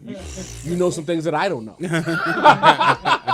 So we get there, and I used to walk through the 5th floor, and the kids, like before I even knew about Pop so much, I was hearing Big Drip maybe for like 6 or 7 months before I knew who he was, and I was just the old head, like, what is this noise? Because I wasn't listening. I wasn't listening for real. You know what I mean? I'm just like, these are the kids playing their music, and then like, I listened one day, and I'm like, oh, this is kind of gas. And then I went to YouTube and I seen the views, and I'm like, oh. Then I went to Instagram right after that. Yeah. Oh, I'm happy I caught the tail end of that before Right. piecing out of Brooklyn. I have a very spicy take that since I'm here, I feel like Might as well. I mean, shit. mine as well. Okay, so that era, early 5-year, early pop, 22G, shout out. maybe a little before these niggas, just a little before these niggas. 6ix9ine dropped that first album that had Gummo. Can I Sin. be? Are you with me on this? Sin. Wait, is I what it is, just Sin. want to know. It happened, Sin. I like wanna know. Gummo. Hear me I like out. Gummo. Okay. I'm sorry. Wait, I was wait, on this podcast It and is I what said it is. Gummo was We're fire. not Wait. doing this. I didn't know about we're the not trying to doing snitch. this. Dog, This it's gonna go dog. with cat. It is I know. 2025. Talk I about know it. this nigga's not relevant like that, respectfully. Like that. Am to I niggas, not alone? You captivated the city. Say what you Or am I want. alone? Dog. Listen, I what lived you right want. off of Utica Stop. I remember looking at that video where this thing had 1,000 bloods in I the loved Utica it. station. I loved it. And had that shit active, and it both excited and terrified me because I was like, oh, I'm so glad. that good? I'm so glad As a I New did Yorker? not go through the train that day, bro. Come on, fresh. I'm so As glad. a New Yorker, the excitement and terror is usually a Yes. good thing for rap. Yes. Right. Yes. All right, I listen, I'm from the Tim Vocals Shout era. out to Tim Vocals, Big Harlem. That's okay. a New York nigga for Come real. on. I'm from the Right. Tim Vocals. Tim Vocals, bro. Dog, I'm from the Tim Vocals era. Is Shay Davis my gun go blam? Wow. I believe you. That shit, Cause What are we talking about? Niggas, revisionist history is not kind to 6ix9ine. No, it's But not. I'ma tell you he something. did it to No, no, himself. no, no, No, no. he did it to Hey, himself. He did it himself. He did it We're not himself. doing that. Right? It's correct history. Tag It's in, not Diddy. revisionist- It's not revisionist. I'm not shooting It's not bail. revisionist history. Hey, It- man. it is Hear me out. foresight. Hear me out. Foresight. I remember word to mother. I was on Fresh. I was on Facebook. Bro. Hindsight as I was scrolling through, just minding my business. Okay. Then I seen the Gummo video. I'm like, what the fuck is this? thank you. This is- I'm on some Robin This is nigga not- shit. It was crazy. It was crazy, this is Sin. rocket acting. It was. I Dog. think I tagged It's these not- niggas. Listen. Sin was like, fuck out of here from day one. There was a 4-song run. Thank you. It It wasn't wasn't It wasn't just Gummo. Thank you. But what happened? Cuda. But what happened? Cuda. Cuda. But what happened? It was In 2025. What Billy. happened? All right. It was Billy. All It was right. the A Billy. shit. Billy Oh was my fire. God. So getting that Okay. shit. It was a few Getting that joints, shit the man. fuck out of What was the name of that here. drink? But he Cruising or some Jump shit? because was the right thing to do. He right. But He's I right. was on the right side of You history. You You right side right. of history. You right. I'm When not I gonna- heard Gummo, I was like, yeah. Yo, This is what we need. Okay. All right. Okay. Hold on. That's true. The Matrix, the Mel Matrix, had a good. Oh, shit. No pun intended. Right. Hell, man, drinks. Dog. Watch. A wild jumbo Listen. just appeared. Yes. Listen, that was very spooky peak YN shit, and I don't fuck with bruh. I think he kind of represents the worst. And I used to see 6ix9ine before the rainbow hair So dang on it. the The J photographer. train wearing a HIV shirt. Oh shit. And I just remember being like, HIV? does that nigga's t-shirt say HIV on it? Yeah, I'm some not lore cap- behind that. Google this. All right, he's been- Google so he's Tekashi been a 6ix9ine. There was that was a thing where people had HIV hoodies and shirts. Yeah, that was a thing. I That remember was his brand. Yeah, that was a thing. He had a shirt that just said HIV in the back, said 6ix9ine. He would just have weird things on it. And I used to see this kid all the time on a J, because my Planet Fitness was in Bushwick. Now the J Train is a weird. That's the It's a weirdest we- part of Brooklyn. It's low-key. that's a strange That part ass. of Bushwick. Yeah. I'm not gonna hold you. That J line. Broadway is the whole Broadway. Shout out everyone that lives in Bushwick, but Love, but it's different. It is it's a what it liminal is. space, bro. Let's keep it real. Like, J it's line a was the first strange place K2 ever existed, bro. That's Zombieland. As a Talk nigga about from it. Brownsville, when I got on the J Train, I'm like, this don't seem right. This something off. Right. Something off. Take the 54 bus up Myrtle. Get off at Broadway Myrtle. When Mo said is dark. Kosciuszko Street. Kosciuszko. You know about When it? Mos Def said is darker than Broadway and Myrtle, you have to feel that. I say all that to say it Popeyes is. is This is a nasty, too. spicy take, but that 5-song run had New York on tilt. It was fire, and it's in my gym playlist to this day. Yeah. Salute. You know what? I feel After that, I'm good. I'm not into the Salute. reggaeton shit. I'm good. I But, feel seen because okay, good. when I play Gummo to this day, I feel so guilty because I feel like I hear my brothers judging me. Yeah. But I'm like, Gummo is so I'ma hard. throw a brick through the window. Bro. Listen to it in silence, bro. It's one of the hardest songs that ever come out of New York. Dog, and Ever. listen. I'm not saying give him no spins. Download it illegally if you have to. Right. But put that in your gym workout, bro, and put 6 plates on. See if you don't kick 6 plates through the roof, bro. Niggas effie up. Look, you got the splicky. Oh my god, bro! And I listen. I'm not trying to glaze 6ix9ine. We could get off this shit already. change the I just subject. needed to be on this podcast and have niggas admit that run. It was hard. It was a hard was run, tough. and it opened to me. It opened up the door for this is. I don't want this to be sacrilege, but for Pop Smoke and 5-Yo to really do Brooklyn drill shit. He did. What's homeboy that got locked up? The big nigga got locked up that was doing Chef drill? G. Chef No, G. not Chef G. Casanova. Thank you. Cass- This nigga Yeah. also had shit shaking too. Yeah. What I'm happy Yeah. that happened. Fuck And Boy Don't Run was crazy. Bro, I remember being in Flatbush. That shit was I think I was at the Terrifying music, Beanie, bro. I was at the Rose Garden hearing that shit like this is something else. and the Something beat, the else, beat was just bro. so lively. that set it up perfect for Pop Smoke. But what I'm happy I missed in that out of that whole shit is what was the one bro that had the Edgar cut, then the sideburns, that was doing drill. Whoopty. Oh, he CJ. CJ. Now Whoopty also had New York on tilt for a It little did, bit, it did. but Not I even didn't wrong. buy that It shit, did. bro. I'm sorry, bro. Niggas stole- ain't believe he was it, but it stealing did. swag. Yeah. Yeah, that was. I'm happy I missed that, but that's all I had. What was to do. something that had- that had I a was run. rocking with for a second? when you Who when he stole you, a beat from? Yeah. He As soon stole as a you beat said from that, Pop and from King Von. I was Both of them No, had Googling it was the dude from the Brooklyn. drill one hit wonder guy. song he I had? couldn't remember his I name. couldn't. I was We like, yo, couldn't he the next remember one his out of Brooklyn. Who? Ah, man, I gotta do the Googles. You're not Y'all talking about keep Smooth talking. L, are you? Okay. Sorry, I took over. I just wanted. You're not to- talking about Nah, you Nah, taking what that you shit, did, man. I'm in Brooklyn. It's I all had type to of do it. interview, man. What you I remember did? everybody jocking CJ, and I was like, "What are y'all doing?" Out One here? song, Like, bro. this The guy- the Wolverine. This sideburns guy, and he's the- CIA, man. He's undercover. But you know he bro. was an industry. The Muttons. Yeah, His uncle was like an industry Yeah, yeah. exec, like, 100%. and that was his like third reinvention of a style. Oof. That's why they packed. Yeah, that he had nigga the all cheat way up. code. No funny. He did. But that one song went off though. It did go off, bro. I'm not gonna hold you. Let me ask y'all a question. You probably talked about this on podcast because I vaguely remember. You guys talking about this. But where does Ice Spice fit in New York? Drill or soft drill as because we Sexy got drill. this all this shit that happened after I pieced out. So I'm fascinated with it because I'm watching it from across the country. We're not the guys to ask about Ice. Fantastic. You guys know fantastic. She files under the, you know what I mean? She files under. I like to look at her. It's and that's better about on it. mute. Yeah, You heard? that part. And I don't. Well, Better you know, seen And from a than heard. national Well, you know perspective, what's she funny? didn't. Shout out to Ice. because as of the recording of this episode, Tutti just dropped. Yeah. The song Tutti. Yeah. Tutti. Now she's back in her Hispanic bag. She now she's Okay. Which she's actually 6ix9ine Dominican now. started too. But He did. listen, I woke up this morning and I was like, oh, okay.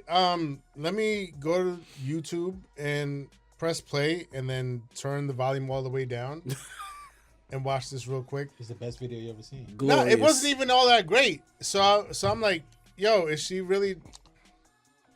Is she trying to lean into like a more artistic vibe? Like, is she trying to like? You had it on mute. Is she trying to like Visually pull artistic. away from like that thotty vibe? I mean, it was still kind of thotty, but not what I would expect from Ice Spice at this point. It's Yeah, I mean- 2025, man. Let the girls do whatever they want. You feel me? You You heard? feel me? Let the girls do whatever. I'm not gonna stand in the way of progress. But having said that, as a father of a baby girl, I'm just like, I think the onus is on me to kind of curve what I let her ingest. Right. I So- was gonna send it to the group chat, but I was like, I it's saw not them. even, it's, We don't He's like, I'm care. gonna send it to the group chat, but then I went on with the rest of my life. No, it's like, it wasn't. Stephen A. It wasn't Smith. even great on mute. So I'm like, what? Where's Where's the he draw though? now? No Busy visuals. Banks. That's my dog Busy. right Remember there. My he fault. took Busy whole shit. He did. I'm he not did. familiar. I'm not familiar. Busy Banks. Gotta He had tap it. in with Busy. He had it That's going a some little heat. bit. I ain't gonna lie with you. After a little Pop post pa- drill era. After Pop passed, Busy had a wave for a second, and then your man Whoopty came and was basically stealing his songs verbatim. He was running right before the Bronx shit took off. So towards the end of the Brooklyn drill wave, Busy Banks kind of was making his wave. But Fresh, I feel like this is quickly delved from like our regular interview. I really feel like we just sitting and talking with the bro. He should have been on the More- main pod. more than any interview I could ever remember. So you know what I mean. So it feel weird getting back to interviewee questions. Okay. But we you know we want the people to know you when you kind of already delved into it. You've mentioned your wife. You mentioned your daughter. You know I'm a family man myself. So anybody who follows him beyond just the music to see how much the man appreciates his family, how much he elevates his family. But one thing I'm interested in is, you know, because you've kind of had two rap careers almost. You know what it's like to be 86 Jordan and 96 Jordan. You know what I'm saying? So what I'm wondering is, you know, what with having your family now, the life you've established for yourself, how much different is your writing perspective? Can you get back to where you were in 2011, or is it just like a whole new perspective from you? Because you're an uber creative, you know what I mean? I think that people can tell that, you know, beyond just the music. But I'm very interested in like the writing perspective specifically. Like, how do you attack it more now that you have a lot more to lose? You know, that's an interesting question. I look at this shit like I named the album These Things Take Time, because if if I'm the wellspring, at any point it can come. You know what I mean? Pause that whole sentence. Pause that whole sentence. Dave Dash gonna kick that door down. We were gonna treat you nicely because you're company, but since you paused, I'm on top. I'm on top of my shit. You know what I mean? So, no, I'm the wellspring. So it all springs forward. No, it all springs forward from me creatively. You know what I mean? Whether I put the cap on it for an hour, you know what I mean? or I open the cap back up, I'm pouring that out that same cup. I just think that the beauty of a lived life is experiences, right? Like, so how old are you? 30. We don't say it on a pod. Mid 30s. All right, 30 something, mid 30s, right? Mid What was 30s. the has to illest protect his for- entity. for You know what I mean? For you, the illest jump from your 20s to your 30s was what?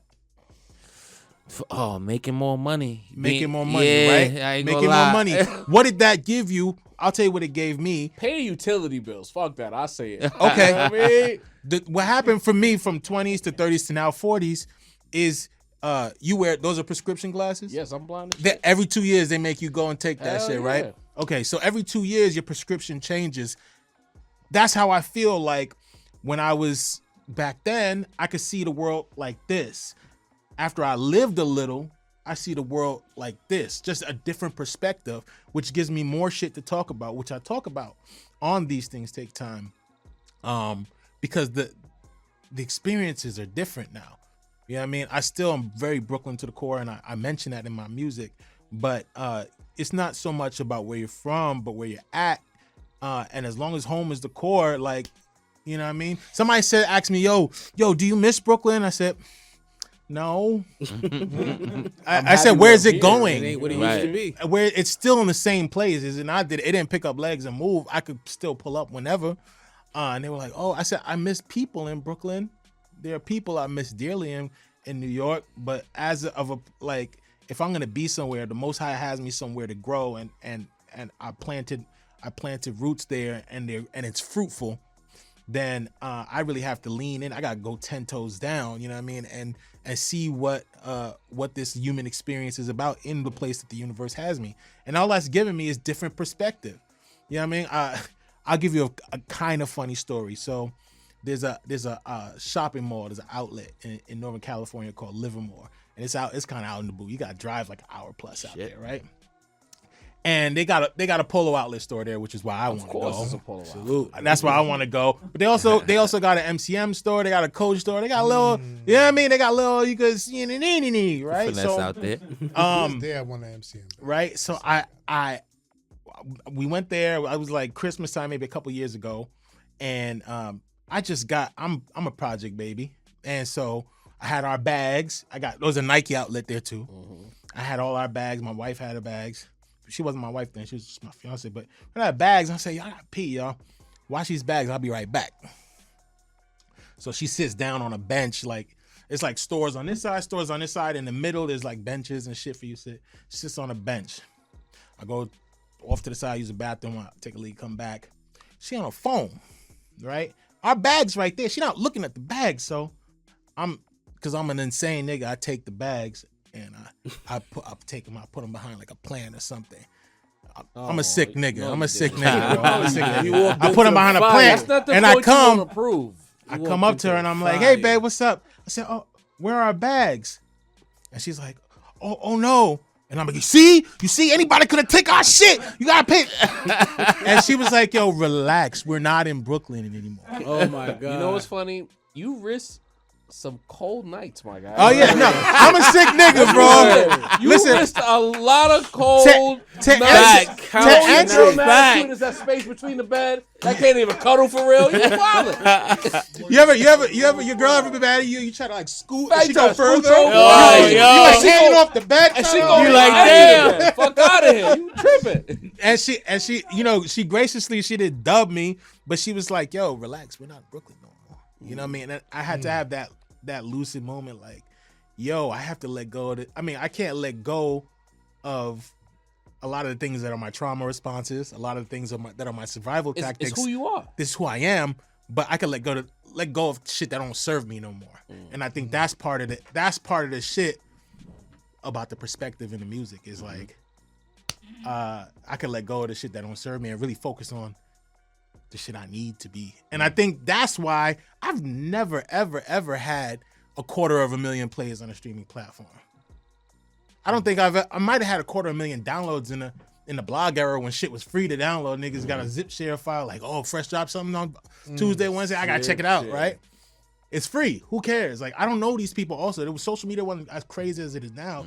These are just numbers. I could just see numbers. But now it's people on social media, people commenting and in different languages and people DMing me and telling me how much they mean and they're reposting it and holding up the vinyl. You know, print media is a very big deal to me as an artist, as a graphic designer. Print media, I know print media, a lot of people think is dead.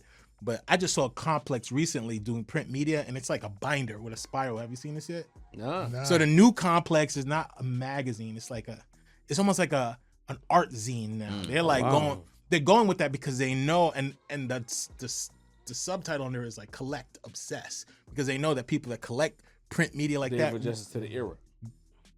They really appreciate this kind of shit. And so to see people around the globe holding up vinyl, you know what I mean, which is a retro format, which is very specifically for collectors. You know what I mean? That was pressed across the pond, you know what I mean, in a whole nother country. It means something, you know what I mean, to have that, and I'm very grateful for it. So here's a question. Yeah. Cause you gave it up. You said it was 40 some odd, right? I mean, I'm 45. Okay. I'm 40. Right. I just turned 45. I remember Jordan you said numbers. you was 47. But, right. And I'm in the best of my 40. Yo, let me tell you, if y'all niggas are young and you worry about being old, don't. It only gets iller.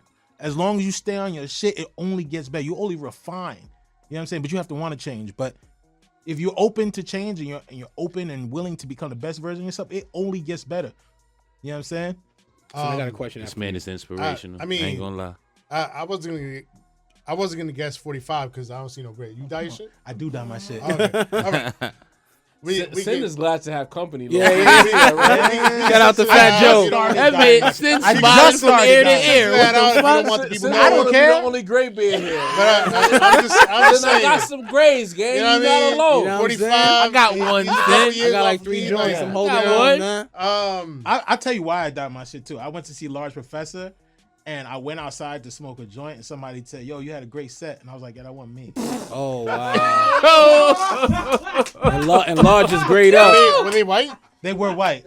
Well, that's the reason. Racism. That's Yo, the that same reason. wig, Is that I the was like, beard? just for men. It's not the beard. It's My that. man drew the line at the miscasting of Large Jeez. Professor. And shout out to Large Professor. I love Large Professor. Much Shout love. out to Bro. We need Oh, that man. video, Large, I was from talking 1,000 years to ago. my We boys still about need that Large Pump video. today, but Yo, we were in a video with Large We Professor. still need that video, Yo, I Large. forgot about that. Yo, Carlos. Yo, if you're watching, Classic. Matter of fact, we're gonna clip this and I'm gonna send it to And Carlos. tag him. We need Wait, we nigga, need I the footage came from after the work. video. Job came in the work Even if boots. that video just never Nigga, sees the Job light of had the day. work I at boots least on. want Niggas the was footage from outside. that The video. work We shot a uniform on, video with son. Large Professor. We was That shit never outside, came out. man. Need that. Streets need that. We need that. But I Carlos. forgot what you were saying. Yeah, no. So, seeing as you came up in the blog era, you know, but you're 45, so you've lived through the 90s. You've seen it all. Yeah. You know, early 90s, Yup. late 90s, Yup. early 2000s, the blog era. What's the golden era to you? Oh shit. By the definition of it? No. To you. To me. To Oh, you. to me. What is the era specifically. where you couldn't wait to wake up to hear some new shit, live it, breathe it, rap it, etc.? This is hard, bro. Just say 90s like everybody else, bro. I would know say, my personal- I would say late 90s to early aughts only because this is gonna be a spicy take, but you can clip this up however you want. I don't care. For me, Rock La Familia, right, changed how I wrote raps forever. That album changed how. But it was the first time I heard a more introspective Jay. It's the first time I heard Freeway. It's the first time I heard Jay over Kanye West beats. It's the first time I heard Jay over Just Blaze beats. So to me, coming from a Black Star, most See, Def, Common I knew I background, liked him. I knew I liked him. Jay was my Energy. favorite, and then like Most was maybe my second or Common. So I was in my mind, I wanted to be like maybe a bridge somehow in my in my mind as MC, and then 2000 most and then underrated. Kanye came in and was literally that Yeah. bridge between like Hove and Most, and I was just like, well, fuck. I guess I'm gonna have to lean on just being a streetwear nigga, Yeah. and then Lupe comes. And I'm like, Did you have, were you Fiasco. walking around Leave with the me skateboard but alone. didn't ride the skateboard? nah, I was never that Thank nigga, God. bro. I was Thank never. God. Look at me, bro. I'm Real quick. 220 pounds. Real nigga. quick, before we move on, just quickly, just give your answer to everybody in the room. Sin, what was your golden era? Oh, Because you know it. You don't got to think about it. You know it already. a range like a range 94 to 98. Deanie. I'd say 96 to 2000. I would even say Changed my life. I'll say that. 97. Macy. Maybe I say that. 09 to like 13 for me. Wow. Wow.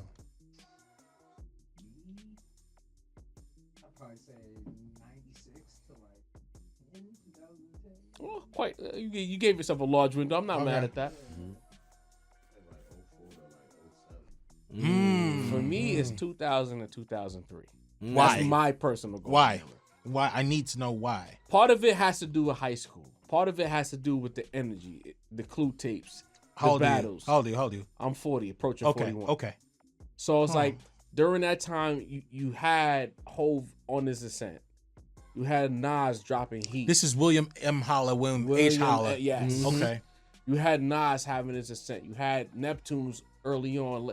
Late Pharrell early into game. Wait, what do you mean Nas having his ascent? There's hold on.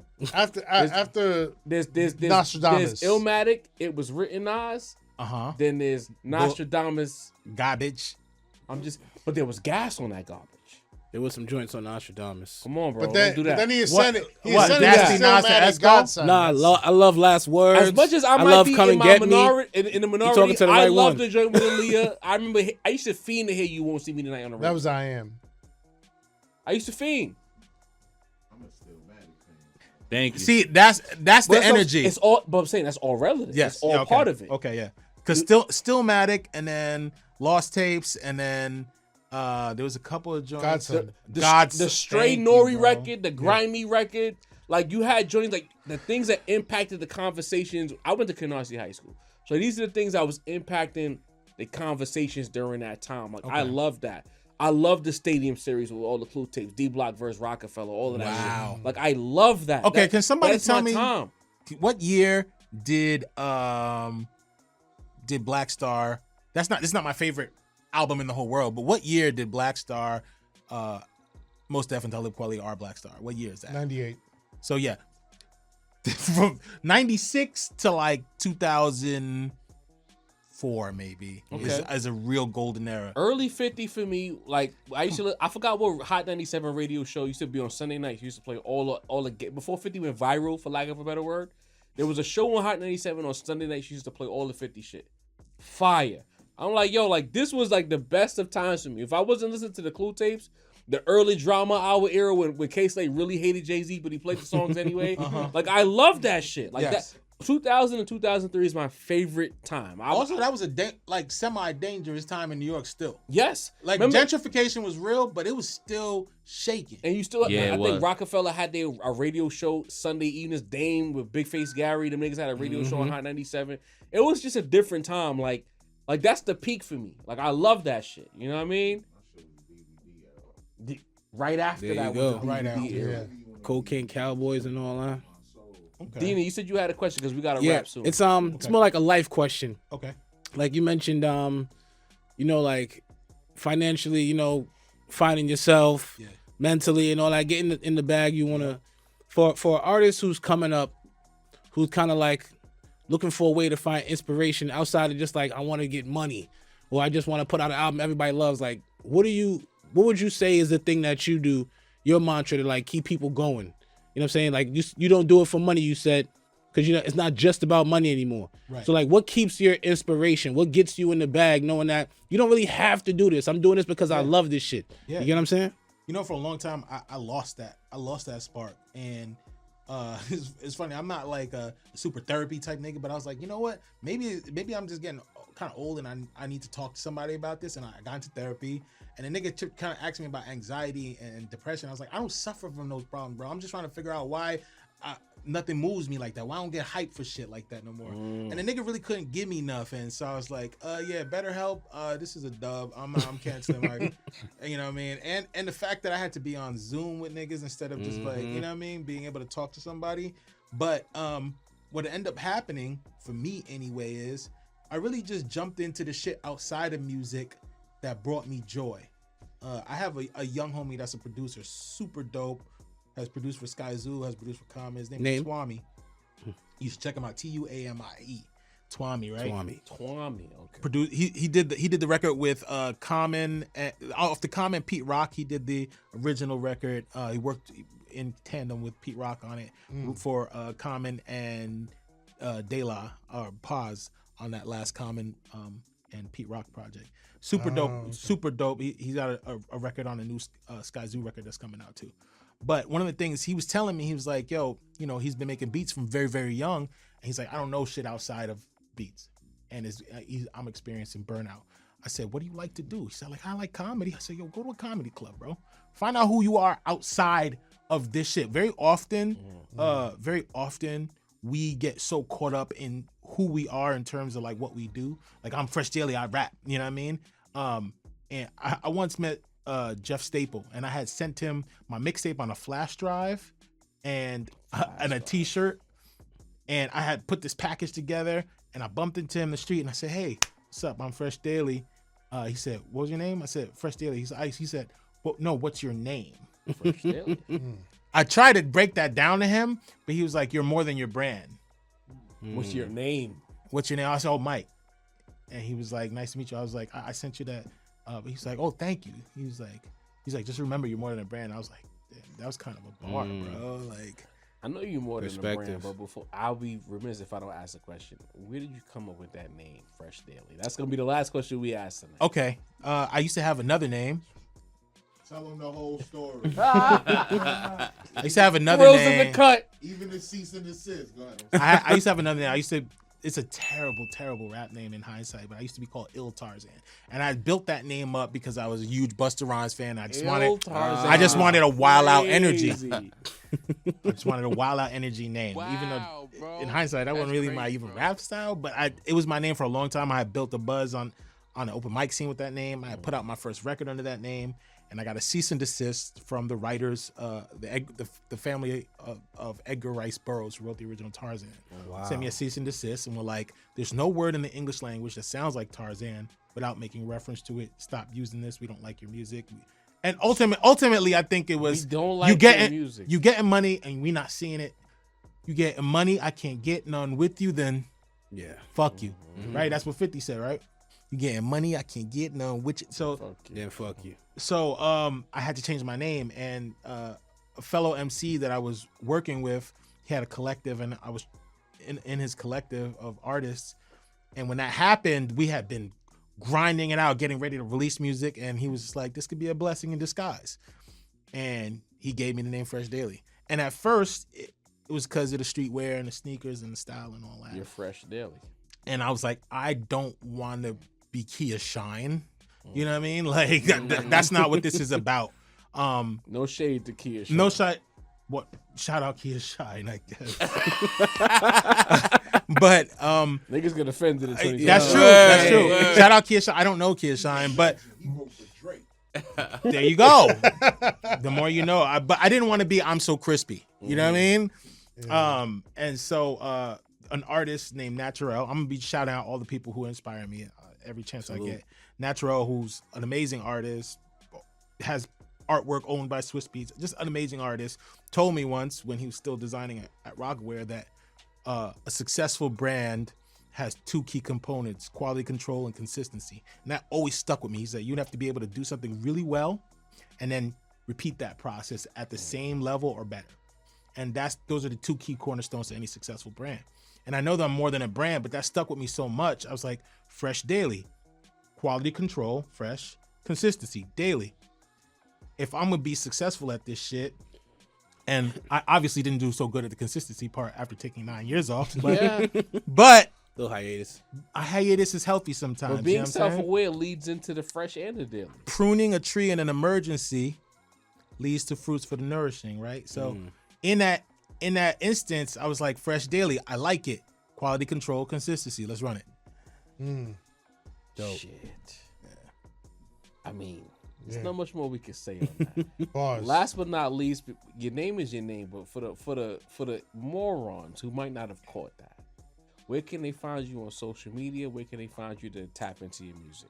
The name Fresh Daily was taken on social media, so I had to take Fresh DOT Daily, and that's how I could always tell when niggas just know me from the internet, because he'd be like Fresh Dot Daily. And I'm like, that's not my name, but shout you out, bro. But it's Fresh DOT Daily on Instagram, on Twitter, and I'm Fresh Daily on all streaming platforms. These Things Take Time with DJ Parental's out now. Please listen to that. It's good music in your headphones. It's good music when you're cleaning the house. It's good music to drive to. It's just good music. It's feel good music. You know what it reminded me of? What? Early Roots. Oh wow, that's Early I'll Roots. take it. That's high praise. Right. Yeah, that's high praise. Do you want more? And Philadelphia Half-Life, somewhere in between there. I would put that project in there. And Go sounds check like it out for yourself. See what a quarter of a Salute. million people have been listening to on Spotify. These Things Take Time. It features myself, features my fellow Brooklyn MC brother, Science, features Kelly Moonstone. If you're not up on Kelly Moonstone, please get familiar. If you're not, you can find her on the new J Electronica record, on a bunch of shit. She's super dope. Keep an eye out for her. You look like you have a favorite jazz artist. Who's your favorite jazz artist? Oh shit. Sin is trying to get us kicked out of this. No, he definitely he's in the He definitely conversation. looked at me and said, "It's time for jazz." Quick, it's time for jazz, nigga. That cup feeling You right. 45? What's your favorite jazz record? Talking to the right and- one. We don't get a lot of people that enjoy jazz with us. I- I don't listen, get much company here on the this is cliche, but I love Miles. I love Alice Coltrane. Okay. I love Pharoah Sanders. All right. You have a new best friend. His name is Consider Rap Snob. You know what I mean? Go. Deanie the Balance, take us home, man. Yo, man, salute to our special guest, man, Fresh Daily. Fuck with what he's Fresh fucking Doc. with. Crazy interview, man. You know what I'm saying? Salute, man. Like this is probably the best one we had in a long time, bro. Your energy, God is the good. way God you is the responded, like greatest. you brought a real dope energy to the Yeah. pod, bro. No funny. Listen. I'm please have me up whenever. Anytime I'm in New York, I'm You in here, local, bro. as long as we Salute. know you local, you will be up here. Okay, Pull but up, That's man. love. That's love. Shout out- yo. shout out to the It won't homies, be man. an interview. You're love. just gonna be part of the show. That's Shout out to the love, yo. homies, Thrill. Shout out to Stanley, Yo, shout out Thrills, man. Thrills connected this, man. That's Salute. friend of that's the my table. Cuddy from way back. Cuddy is a Bay Area slang. That's how you know I've been gone too long. I'm not. Listen. I'm still saying mad instead of hella. So Oh, okay. So you still connected. I'm still We very gotta valid. replace Mad with Wild. We've replaced Mad with Wild. You know what I Still mean? got our ODs. Is You he know. saying yada that, man? I'm not saying that. You I'm know what not I on mean?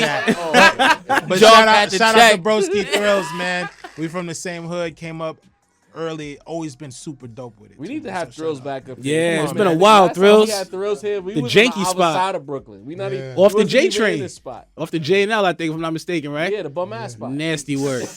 But like I was saying, man, shout out to the family. Shout out to each and every one of you. Like, share, subscribe, tell a friend to tell a friend. sir. Swipe, hype. You know how we do here. Shout out to Macito. Shout out to Jarvie. Shout out to Sincere Raps. Now I'm Deanie the Balance, man. And with our powers combined, it's the Rap Roundtable episode 138. Shout out to the homie Fresh. We out of here. Yes, sir. That was mad fun, yo. 138 in the books. We'll see y'all next time.